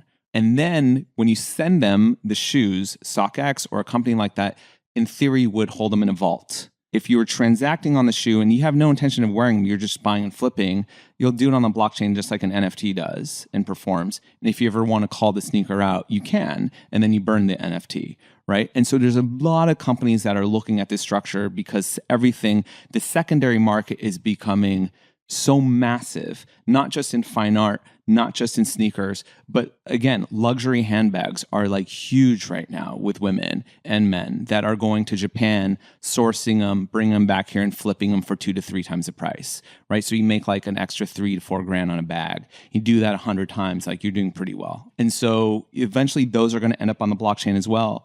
And when you start doing that at that pace, and there's no escrow period for you to be thoughtful or to think about what you're doing or even to consider the art, and you're reducing everything down to just a code, and now you're not even acknowledging that there was any human involvement in this, it gets into this really slippery and very almost dystopian category or lane where now it's not about the creation at all. Everyone's a day trader. And now everyone becomes a day trader, whether you acknowledge it or not. And so when NFTs have been around for 3 to 4 years, and arguably when we got in at the end of 2020, it was not really looked at in this way. It was about collecting art and buying art and selling it. And then Bored Apes happened. And that summer, there was a few projects leading up to Bored Apes. But what Bored Apes did was essentially they tied in some type of utility to the NFT. And that changed the narrative for the first time, where it wasn't just collectibles anymore. CryptoPunks, which were the biggest NFT project, PFP project at that time, and still is, in my opinion, they're the alpha and omega. CryptoPunks had no utility. They were just trading cards. And it's the same way that Pokemon cards are set up, tops and sports cards, anything under Fanatics, they don't promise utility. Because if they promise utility with their collectibles, then they become securities. That's a stock. You have to be very careful with that. You have to be very careful. I'm going to say not financial advice all over this podcast. Yeah, that's where you end up with an ankle bracelet that has you on house arrest in the best case. Right. And so if you look at a company like TCG, like the ones that run the Pokemon cards, they don't even acknowledge the secondary market exists. They're all about just primary market. What do you mean? These are just fun cards for kids to play a game with. Disney's coming out with Lorcana. It's their version of a Pokemon card game, like a Magic the Gathering. That's going to become a huge collectibles, pop culture card market, right? Right now, sports cards are kind of ruling trading cards. Non-sports trading cards are going to become massive. Star Wars is already doing anything associated with Disney because Disney is leaning so heavily into this space. Everyone's looking at anything made by Disney right now. There are Mickey Mouse autograph cards coming out of Asia that are like $30,000.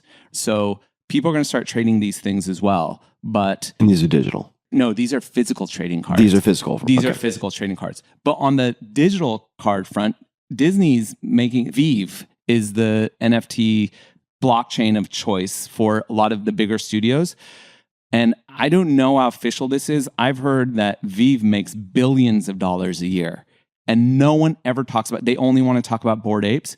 But Disney NFTs trade much more than anything in the Bored Ape or Atom Bomb Squad or a Doodles or Artifact or any of that. But people don't look at it like it's a gambling thing because over there, people are actually collecting them and holding them. And so it's just, I've had no problem with the way that people flip NFTs. I think there just needs to be more emphasis on people holding NFTs. And in order for them to hold them, there needs to be a collectible asset or a culture built into it. And that takes time. I think that understandably NFTs, let me just back up for a second and say if people are left, so non-fungible tokens, NFTs, this is going to be very simplistic, but think about it, please correct me if you want to change this definition, but think of it as digital title, right? So you have digital title to X. It could be anything.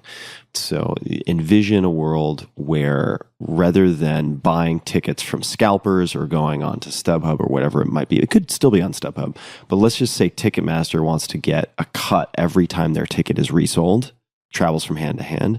It could take the form of this NFT where it's not quite this simple. I understand that, guys, but they get some royalty, right? They get some cut every time it changes hands. Or you think about all the waste. Some would say just administrative cost, fine. But you think of all of the intermediaries and all of the costs associated with, in many cases, buying a car or especially buying a house. A lot of that at some point could be made much cheaper and much faster through digital means. And then you could still have, say, an NFT that corresponds to title, right? And so you could have a piece of artwork that is in and of itself identified with this NFT. And so you can buy and sell that. That's how you prove the equivalent of, say, provenance, right? Authenticity. But you could also have something physical, as you said, where you buy a pair of shoes. You're never going to wear these shoes, right? It's like maybe buying a really fancy bottle of wine. The same could be true. Right. You buy a really fancy bottle of wine. You are a collector and a trader of wine. You may hold it for 5 days. You may hold it for 5 years. But you're not in the business of storing wine in your basement and shipping it around. You're in the business of buying and selling. So that wine could stay at this central storage facility by some exchange or something like that. And you are simply using smooth, hopefully, technology, reliable, hopefully, trustworthy, hopefully, right? Because, by the way, code is not always perfect, to buy and sell in a much more frictionless way. And what I'm curious to know, and I guess I'll say just one more thing, which is NFTs in the form of artwork, I think, made for a very easy to understand on-ramp for a lot of people. Yeah. And there's still a lot of ugliness in the multiple senses, right? You have, people aren't going to like this, some folks, but I think anonymity breeds really bad behavior. So one of the features can also be a pretty big bug, in so much as almost everyone I've spoken to has come from outside of NFTs. Like, they're not NFT native, and they launch something, they're like, this is the worst so-called community I have ever been exposed to. Yeah. All of the worst behaviors are reinforced, and it's really bad. And there are good people, of course, but it's hard to drown out the negativity. So there's ugliness there. There's also ugliness just in terms of user interface and the ability to have, let's just say, even friends of mine buy an NFT to support another friend. They're like, God, this is so complicated, right? So I guess 2 questions just in terms of what you see coming, but also the bigger question is, why write this book? Because books are hard. Books are so hard. At least hard. For me, they're hard. I had no intention on writing a book about this world, but as I've talked about on this podcast, my entire journey has been transparent. When we started the hundreds, from day one, I was blogging about what we were doing. Here are the rivets that we sourced for our denim. Here's the store that we sold to. I want you to meet them. This is what we ate lunch with today, and this is the artist that we're hanging out with. You should follow up on them. And so everyone was along for the ride. So as we were building our business and discovering and learning about streetwear ourselves, so was our community. We were always on the same page. And the same thing happened when I started discovering Web3.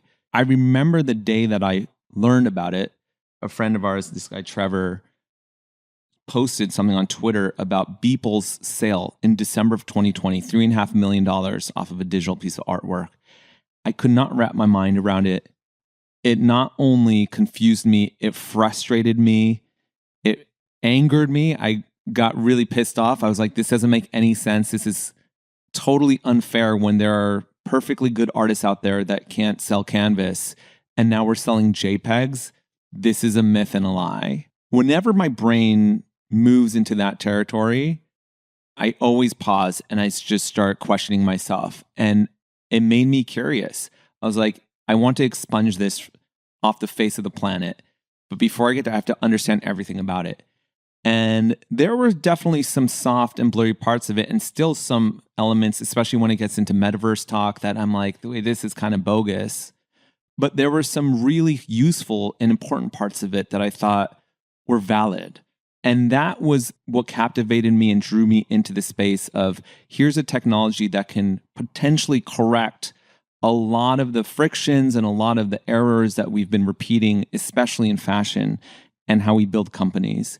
And for the first time, maybe we can balance out a lot of the disparities between the owners and the consumers.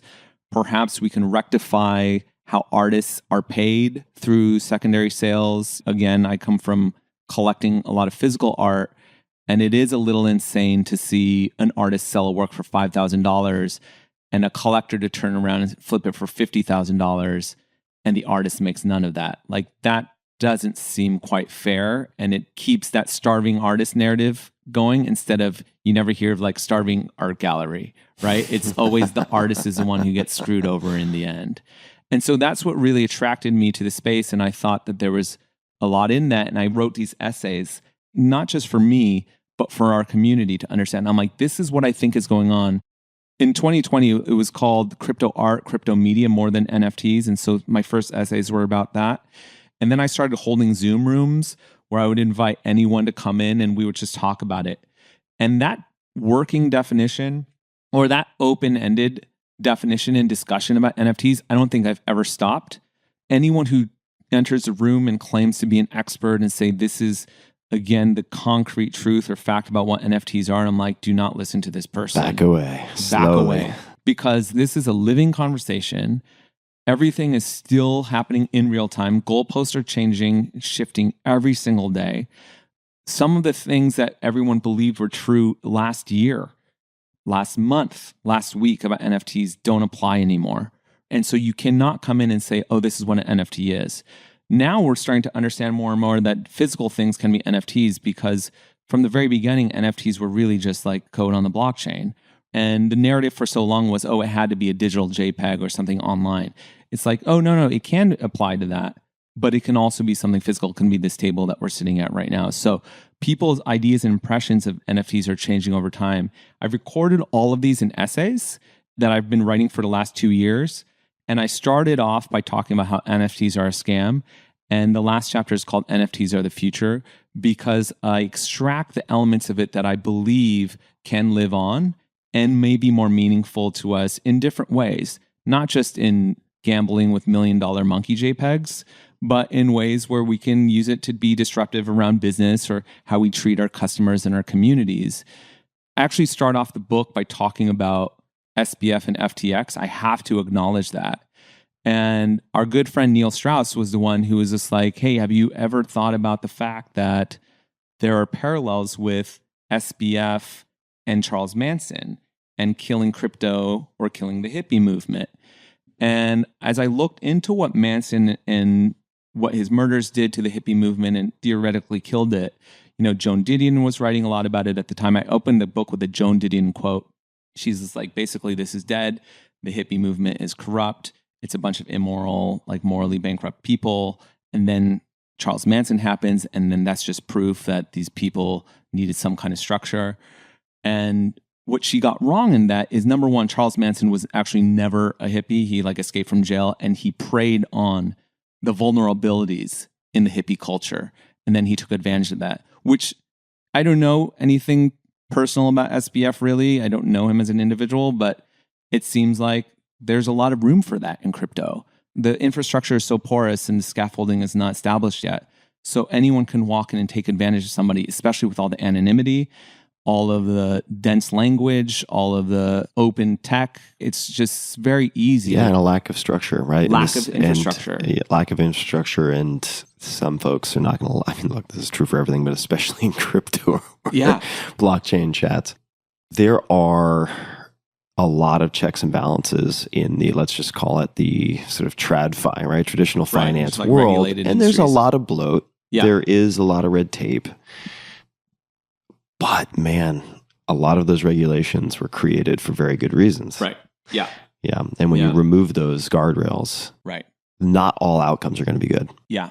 Well, when you think about with crypto, what's happening is that you become your own bank, which sounds amazing. And parts of that are actually really powerful and enabling, and they should exist. But what many people won't tell you is that you become your own bank, you also have to become your own bank security guard, right?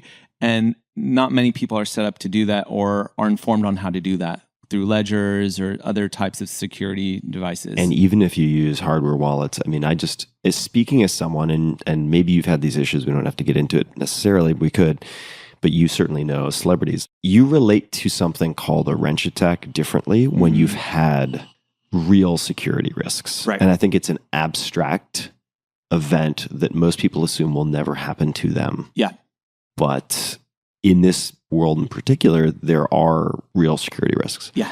And that's scary, right? Yeah. There's a reason like why were banks appealing in the first place. It's because people are like, I don't want to have to sleep with my gun next to my bed because I have gold bars under my mattress. Yeah. And you're right. You're totally right. This is a problem that is facilitated by the nature of the internet and how fast a conversation happens. And We've never experienced anything like this before where we have such a powerful technology. I still very much believe, by the way, in digital ownership and sovereignty and blockchain and crypto. I very much do. But the progress is happening at the same time as the conversation. In fact, the conversation is outpacing the infrastructure at this point. And so when you get into that mode, because of the nature of Twitter and Discord and all the WhatsApp and group chats, everyone is ideating and innovating so quickly that the technology to actually build this stuff takes decades. And so we're getting so far ahead of ourselves. So, well, this is what we can do, and this is where it can go next. Someone actually needs to sit and build this. It was hard to even do that in the bull market because everyone was trading so much and no one was actually building anything. We'll get to the security piece later. Thankfully, right now, we're in a moment where everyone's taking a breather, and there are really capable people in the background who are developing and building and engineering programs and networks that will keep us safer as we move forward, and eventually we'll get caught up. But it is going to take some time. What are some of the coolest things that you're seeing in the, broadly speaking, Web3 space? I know that's an all-encompassing term, but just for simplicity. What are some of the things that you're seeing or tracking? I think just the idea of smart contracts are going to be very useful for us, right? And then records like of deeds and ownership receipts, like we may need those things. Membership, like Starbucks has a really good membership rewards program that's starting to being built. Nike entered the space with Dot Swoosh. What they're doing is very much along the lines of what I do just because I come from fashion. They're realizing that instead of having to produce all these physical sneakers, sometimes people just want to be able to collect and own great art. And they're also utilizing Dot Swoosh so that their community can become creators and put in their own flips and improv and spins on shoes. And if they're ever made, then they will get a kickback and profit off of the upside. And so those elements of Web3 to me, and that's really where I start pulling out of the book, is that we cannot just look at Web3 as relegated to these digital assets, these like gambling NFTs, these crypto like mediums. Web3 is really a philosophy that can transcend. And if anyone has watched the Air movie, have you watched the Air movie yet? No. It's the Jordan shoe deal I know movie. of it, yeah. Yeah. That idea, the movie's about, I'm not giving anything away here, is Michael Jordan's mother insisting that Michael Jordan gets paid a cut of every shoe moving forward. And that was revolutionary at the time. Nike resisted it. Eventually, she got her way. And then it changed sports endorsements and especially athletic shoe endorsements forever. And everybody won. Nike won the shoe wars. At that time, they were kind of struggling against Converse and Adidas. Then they come out on top, set the tone. Revolutionary 40 years ago. We're still watching the movie today, being mind blown that Michael Jordan's mom asked for this and Nike agreed to it. You walk away going like, oh my God, that's an amazing thought. That the creator or the athlete or the sponsored person or the influencer should be paid alongside the company. Why is that such a crazy revolutionary thought still? The production company that made that movie is called Artists' Rights, I think. It's Ben Affleck and Matt Damon. Right. And the way that among others company is organized is established on the same philosophy. No one seems to be talking about this in the press. But what they're doing is that creators are getting paid alongside them fairly.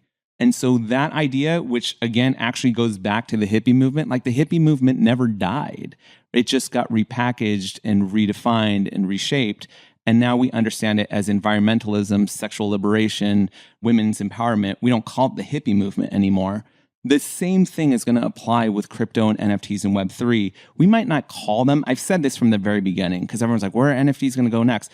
We might not call them NFTs. They may not look like monkey JPEGs, but the ideals and the principles around them are going to affect business and brand building forever. People are going to 100% agreed. It's too bad that, in a sense, that I think the baby's getting thrown out with the bathwater. Like, there's been a lot of bad behavior, and with the anonymity comes wash trading and all sorts of very shady behavior and short-term. Yeah. Sort of short-term incentives drive a lot of strange things. Not really strange, actually. It's totally predictable based on the incentives. I would love to double-click on how artists are compensated and to get your 2 cents on what you think this might look like in the upcoming years. Because I think the allure of, let's just say, NFTs, blockchain, etc., for many of my friends, and for me, frankly, on one level, was this prospect of an annuity, right? So there's the initial sale, but then the creator gets a compelling royalty of each subsequent sale. And what I think many people who got in for that reason realized is, wait a second, I've been doing this for a year and a half. It's actually not as immutable as I thought in the smart contract. And on a platform basis, there will be competition. And a lot of these platforms are competing for the purchasers. So they're getting rid of fees. They're getting rid of royalties. Oh, fuck. Now what? And at least for a period of time, I haven't been tracking it closely, but there was this race to the bottom, right? To capture a market share. Still happening. And then there was the blowback, and then so-and-so would enforce this, and then that triggered a change in this platform and that platform.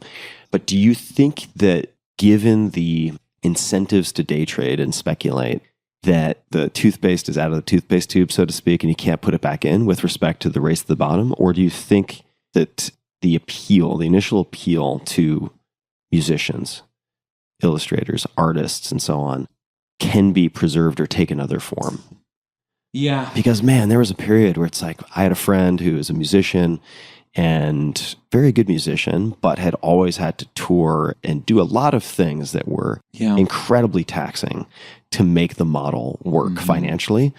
And all of a sudden, while the royalties were more or less intact, he was able to generate a real fantastic living for himself. We were too. Yeah. And then things changed. Yeah. Yeah. Where do you think this is going? Are there any innovations that you would like to see or that you are seeing? Because the dynamics have changed such that I think it's become a lot less compelling as it stands now, or as it stood, let's say, as of December of 2022. Yeah, as far as creator royalties are exactly. Concerned. Yeah, how are you thinking about I think this? On the technical front, what's going to have to happen is that most of these projects are going to have to set up their own marketplaces, kind of like CryptoPunks. Yep. And if you want to buy and trade and collect and sell, you do it on their website. And so it ensures that they are still getting some kind of royalties. So it's funny because the conversation kind of started there years ago, that everyone was like, oh, we are going to, because everyone is essentially modeling themselves after CryptoPunks. And they're like, we're going to make 10,000 just like CryptoPunks and we're going to have our own marketplace. But then it was so much easier to use OpenSea because someone else had already set the marketplace. And these marketplaces had all agreed. There was a moment when the crypto artists came together and actually wrote a letter and said, hey, we would really prefer it and we would appreciate it if you would preserve this artist royalty. And the marketplaces agreed out of a gesture. It's not built anywhere. We all came in with the promise, but it was just a promise. It was a pinky promise that they would preserve these rights for the artists and creators. And then we get into a bear market and things change very quickly, where one marketplace is like, well, maybe we're going to cut that down a little bit so it's a little bit cheaper to trade over here. And then another marketplace is like, whoa, the momentum shifted in a matter of 2 to 3 weeks. We were 80% of the trading volume. Now we're 20%. We're going to have to go to 0%. And so we were stuck in the middle of all of this because in the fall of 2022, we were releasing a second project called Batum Bomb Squad. And we were working with OpenSea on the primary sale. They came to us and said, why don't you launch it through our marketplace? We're doing this with new projects right now. And we were like, great. They were in the background talking about doing the same thing. Let's cut out the artist and creator royalties. They didn't tell us this until the Friday afternoon before our Tuesday drop. And so at first they couched it with, oh, with new projects, we can build into the smart contract that if you're going to get stuck on OpenSea, we're going to keep you here. You can't trade on the other marketplaces, but we'll still give you your 10% or 5% or whatever you're asking for in terms of your royalties. We're like, all right, well, is that it? Oh, but your existing collections, any old collections, yeah, you're going to be kind of screwed. You're not getting royalties on those anymore. And we're listening to this. I'm on a call. I write about this. It's the very last chapter in the book. I'm at Disneyland with a bunch of other NFT creators, and I'm under NDA. I'm not allowed to tell them what's happening. And they're like, what's wrong? Because I'm on this call and freaking out because I'm watching the entire romantic premise that I entered Web3 with evaporate. This is everything I've ever told my community and any fans of the hundreds or anyone on the outside, when I've gone out on the speaking circuit, this is the power of Web3. We can finally reward creators and artists the right way. Come in. And now we're seeing the biggest marketplace in NFTs saying, oh, we're just going to eliminate that and not really run it by anybody. They said, oh, we're going to leave it open for discussion for the next few weeks. But I'm like, no, you've already made up your mind. They have to protect their bottom line too. I'm not even 100% blaming them. I think they should have done the right thing. It's a lot easier for me to say in my position. But it is this fiction that Web3 offers, this creator royalty. Automatically. And I think everyone must be aware of that. We try to fight it. You know, we went out on Twitter Spaces and we talked about it with the people who run OpenSea, and we had these debates back and forth. And I wrote essays about it. And Fuocious, who's an amazing NFT artist, wrote like a call, you know, to action and kind of a request, a letter, handwritten letter. Thank you, X. Our friend Ryan, Betty from Deadfellas, Fuck Render. A lot of the artists and creators came forward in unison to say, hey, we need to protect this. This is really what Web3 is modeled after. And if you take this away, then it changes the entire dynamics. Some of them are still fighting that fight and being very vocal about it. I've come to a place where I'm like, I don't think I'm going to be able to change any of these marketplaces' minds. Again, they don't care about me. They don't care about what I say about them on the internet or in my book. So how can artists continue to make money? And then I started looking back at physical collectibles again. And if you think about it, NFTs, when people were making these PFP collections, they were inspired by CryptoPunks. And CryptoPunks was just one project that Larva Labs made, and they stopped. There was only CryptoPunks 1. Well, arguably there's V1. We won't get into it. There's V1, but they had one collection of these CryptoPunks. They made Me Bits and they got into some other things, but CryptoPunks was just one. So I think everyone was under the assumption, oh, if I make a project, I'm only supposed to make one and flip those over and over again to the same people and just move the money around in the same 10,000 JPEGs, or for us, the same 25,000 JPEGs with 8,000 owners, and everyone's just shifting it around to the same community. That actually never quite made much sense to me, but as a business in Web3, okay, it's fine because every trade I make 4% on, and so I'm still making money off of this existing project. If you turn those royalties off, the automatic rational decision for me is you need more collections. Now it's sort of all things that were old or once new again, in the sense that it falls right back into your sweet spot. Yes. And your kind of exactly. Thank you. Zone of genius. Exactly. And you know, we can draw it all the way back to Air Jordan. Air Jordan did not stop at Air Jordan 1. They had great success with that shoe. It blew it out of the water. They made more, like 5x the amount that they thought they would, or whatever it was. The next year they made the Jordan 2 and the Jordan 3. And the thing is, when I went out and I said, hey, we're doing a second collection called Batum Bomb Squad, there was a lot of grumbling from our community. This is going to dilute ownership of the first collection because now you're splitting people up. And I'm like, it was never meant to be stuck in the same room. The entire idea of an artist is to continue making work, to be prolific, to grow the audience. And the more art that I make, the more my career flourishes. There are more touch points with different customers to come in. But I'm not going to speak to the same 8,000 people over and over again. And even if we have a dip, which we did, we released the second project, just like the Air Jordan 2 came out, and it was a flop. It did not perform the same way that the Air Jordan 1 did. And over time, they made the Air Jordan 3, and they stuck with the idea as a brand. Every year, there's been another Jordan since. And the last one just came out in, I think, a few months ago, sells for $137. The Jordan 1 today sells for $25,000. So the more Jordans you made, the halo around the existing, the original ones got only bigger and increased in value, because that's the strength of a brand. What's the value of the first appearance of Batman if it's the one and only appearance? Totally. I was looking at Rally today, and they have a Pokemon wrapped box, first edition. It was insane. It was like $230,000.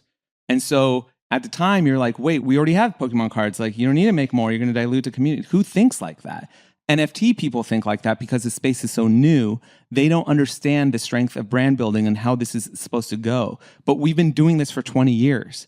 And I'm like, guys, the first stuff that we made wasn't valuable then. we sold out of like 25 t-shirts to our friends. Nobody cares. If you can find one of those today, they're priceless. We didn't think about that back then. But 10 years in, 20 years in, you look back and there's a halo around all that product.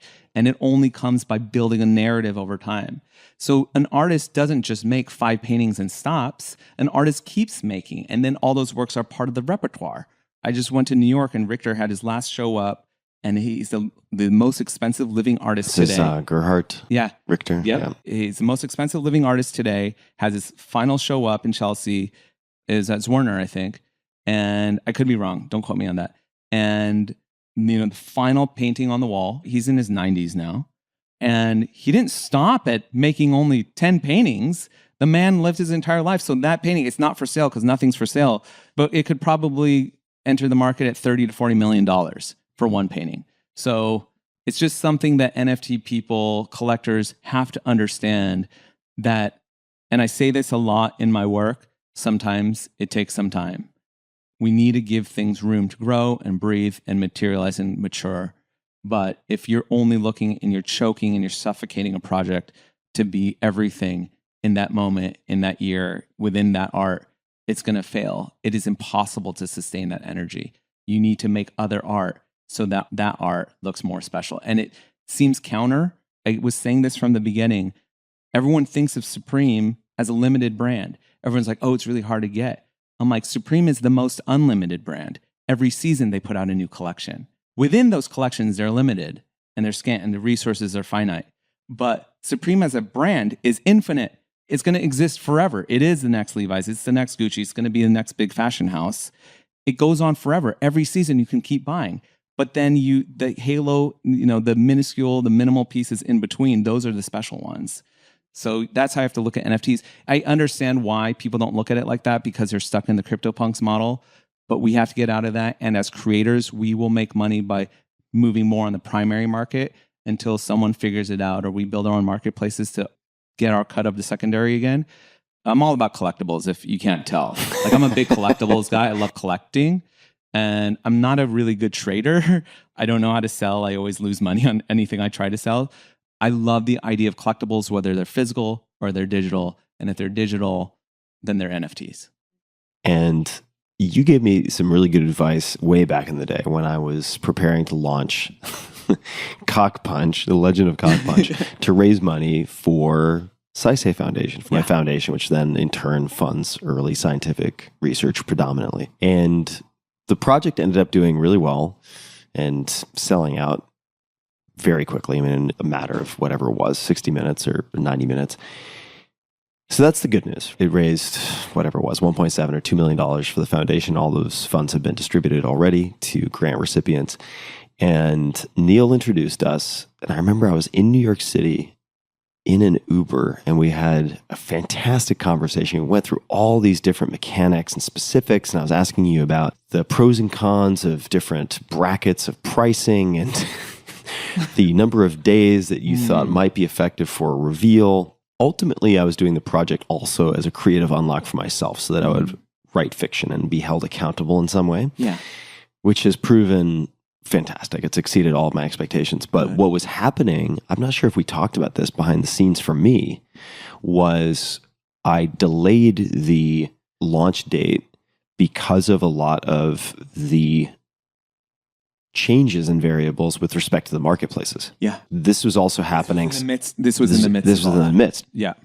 Another, I don't want to say complicating factor, but one aspect of this that made it fascinating for me, and also led me to pause, was I'm an early investor in OpenSea. So I was like, okay, this is interesting because now I'm seeing it from two different perspectives. I'm looking at it as an investor and someone who's understanding the pressures, the competitive pressures on OpenSea. And I do think that could have been communicated better, right? The comms definitely could have been handled differently. And I'm not speaking for anyone on that team, but these are good people. The people I interact with are great people.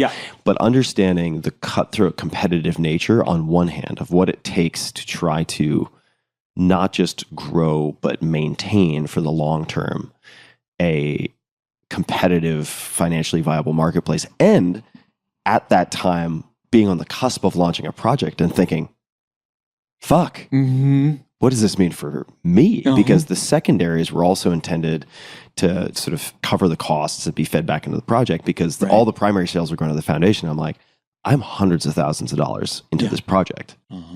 Is this just something I'm going to have to eat? Yeah. Or will I have a chance of covering my expenses? So looking at it from both sides raised a whole bunch of questions. And in retrospect, I mean, I'm very glad that I had that experience, because I was forced to look at it from two sides. I think I did the same because empathy-wise, for me to attack OpenSea, and I did my part. I spoke my piece. Yeah.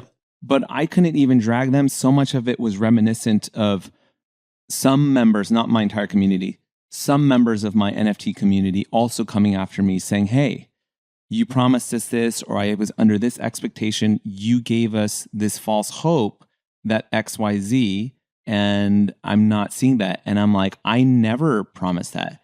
But that was the context of the space.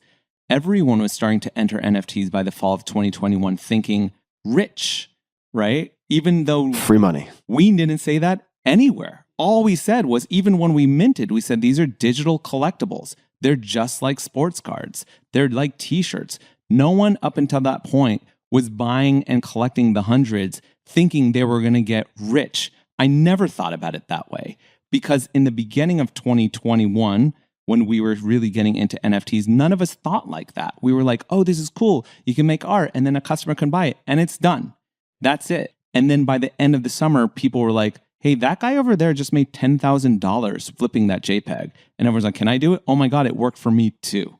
And then the entire narrative and expectations changed right as we were launching our collection. And so when we came in with these plans for it to be, oh, this is a collectibles project, it's like streetwear. And then people were like, oh, I'm buying these things expecting something else, even though we had never promised it. That really sucked. And I can't blame those people, even though I never told them that. Incentives, I can't blame them. Yeah, incentives are incentives, man. Incentives are incentives. And so the same thing with OpenSea, me having run a business for 20 years, at the end of the day, they have to protect their bottom line, because if they don't, they're out of jobs. They can be all for the culture, but if they don't exist anymore, then how much can they help the culture? And so they're saying, hey, guys, this is what we have to do in order to we're going to be put out of business by these other marketplaces unless we do this. I think there's other things they could have tried. Of course, it's easy for me to say as a backseat driver, and it's not my business. I don't know internally what's going on over there. I'm just from the outside being a grumbler. But that was the moment where empathetically, as a business person, I was just like, okay, I know what it's like. Totally.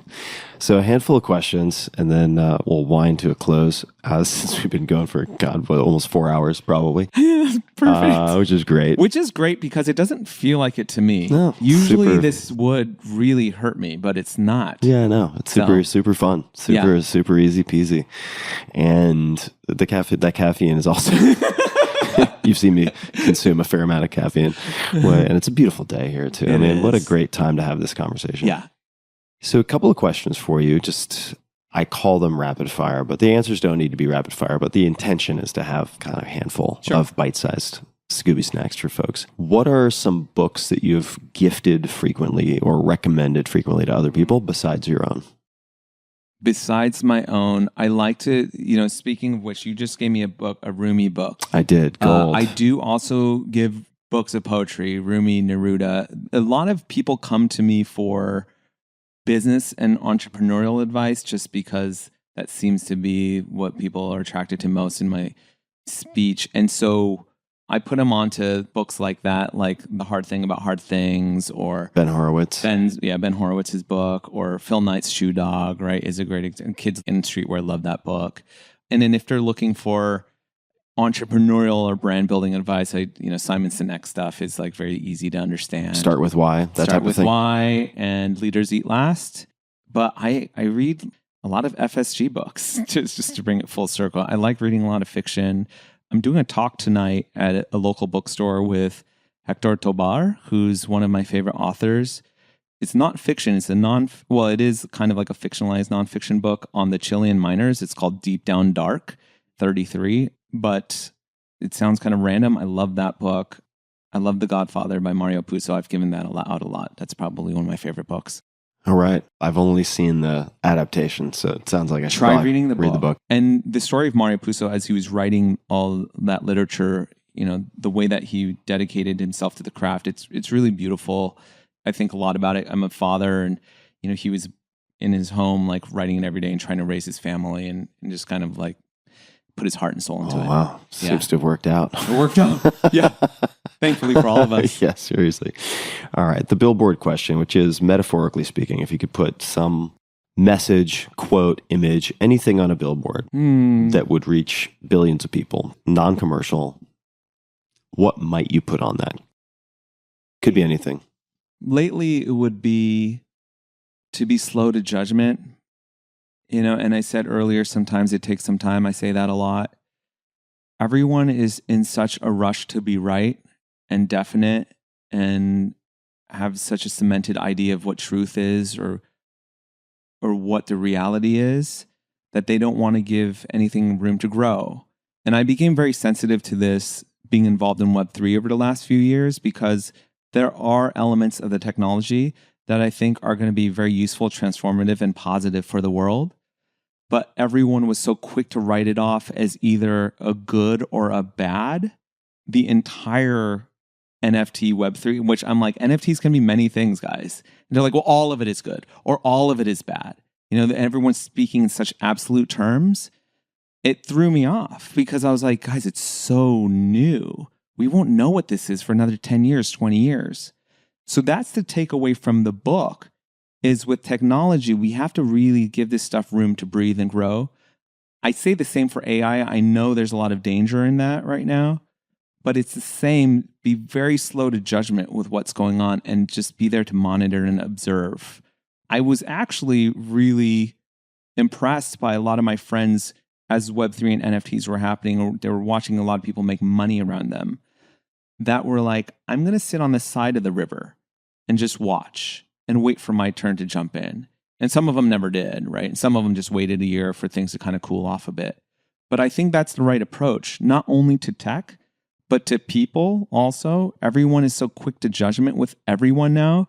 Oh, you made one mistake, we're going to cancel you, or we're going to write you off or designate you as this kind of person. And we're just not allowing, it's not even allowing room for nuance. It's just allowing room for people to grow and make mistakes. Technology and science is all about making mistakes, correcting, getting closer and closer to truth, which you never quite achieve. We should be doing that with people too, but we abbreviate them all the time and we stunt them in our minds and say, this is what that person is. Now I can move on to the next one. Like we're collecting them as JPEGs. And people evolve and they live and they grow and they change. They become different. We have to allow people to become different.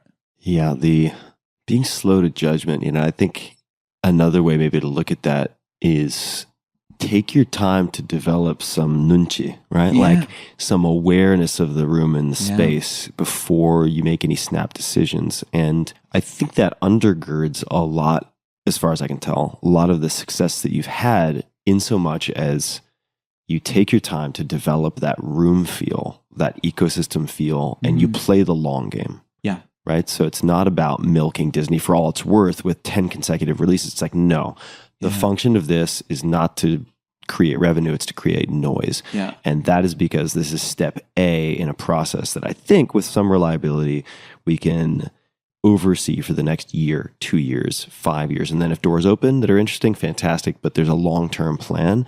And what I would say to people also who are listening is that if you're competing for the short-term home run, you're competing against everybody. I mean, just about everybody. But if you play the long game, I actually think you can more reliably snowball your way into outsized success just by having a longer time frame.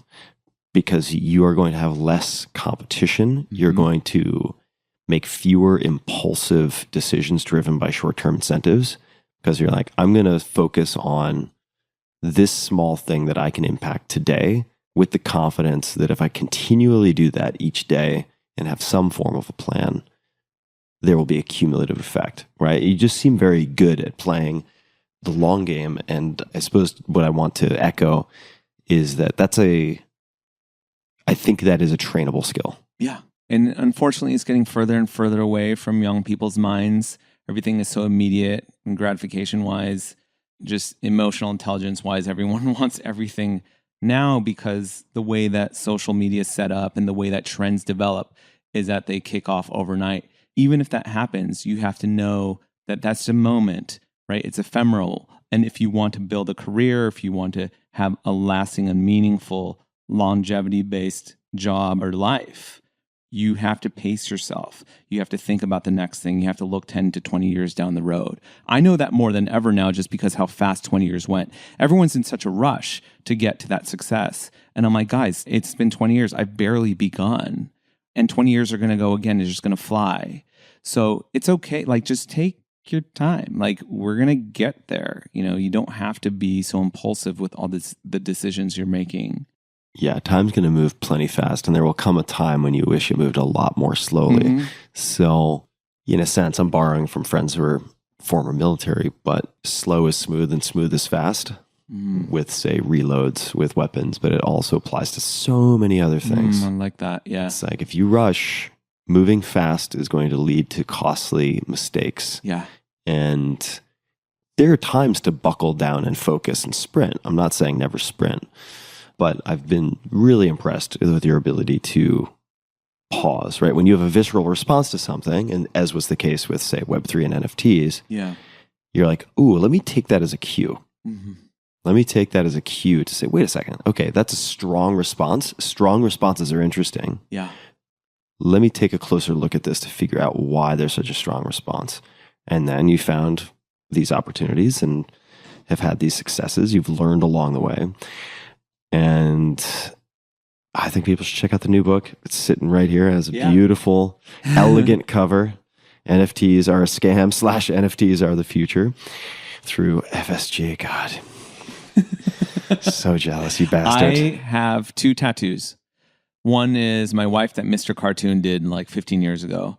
And one is the FSG logo that's on my arm. No shit. Oh, that's there. There it is. Yeah. Wow. And I actually just got this. I've always wanted it. Tattoos are hard for me. Not that I don't want them. They require a lot of time, and I just don't want to give it any time. It's like always like a 6-hour process. Like, I don't want to sit there for 6 hours and do it. But, you know, when FSG signed me for my first book deal and now my second one, it was the pinnacle of my entire career, which is weird to say because I come from streetwear and I'm known for a streetwear brand, and they don't think of me as an author or a writer.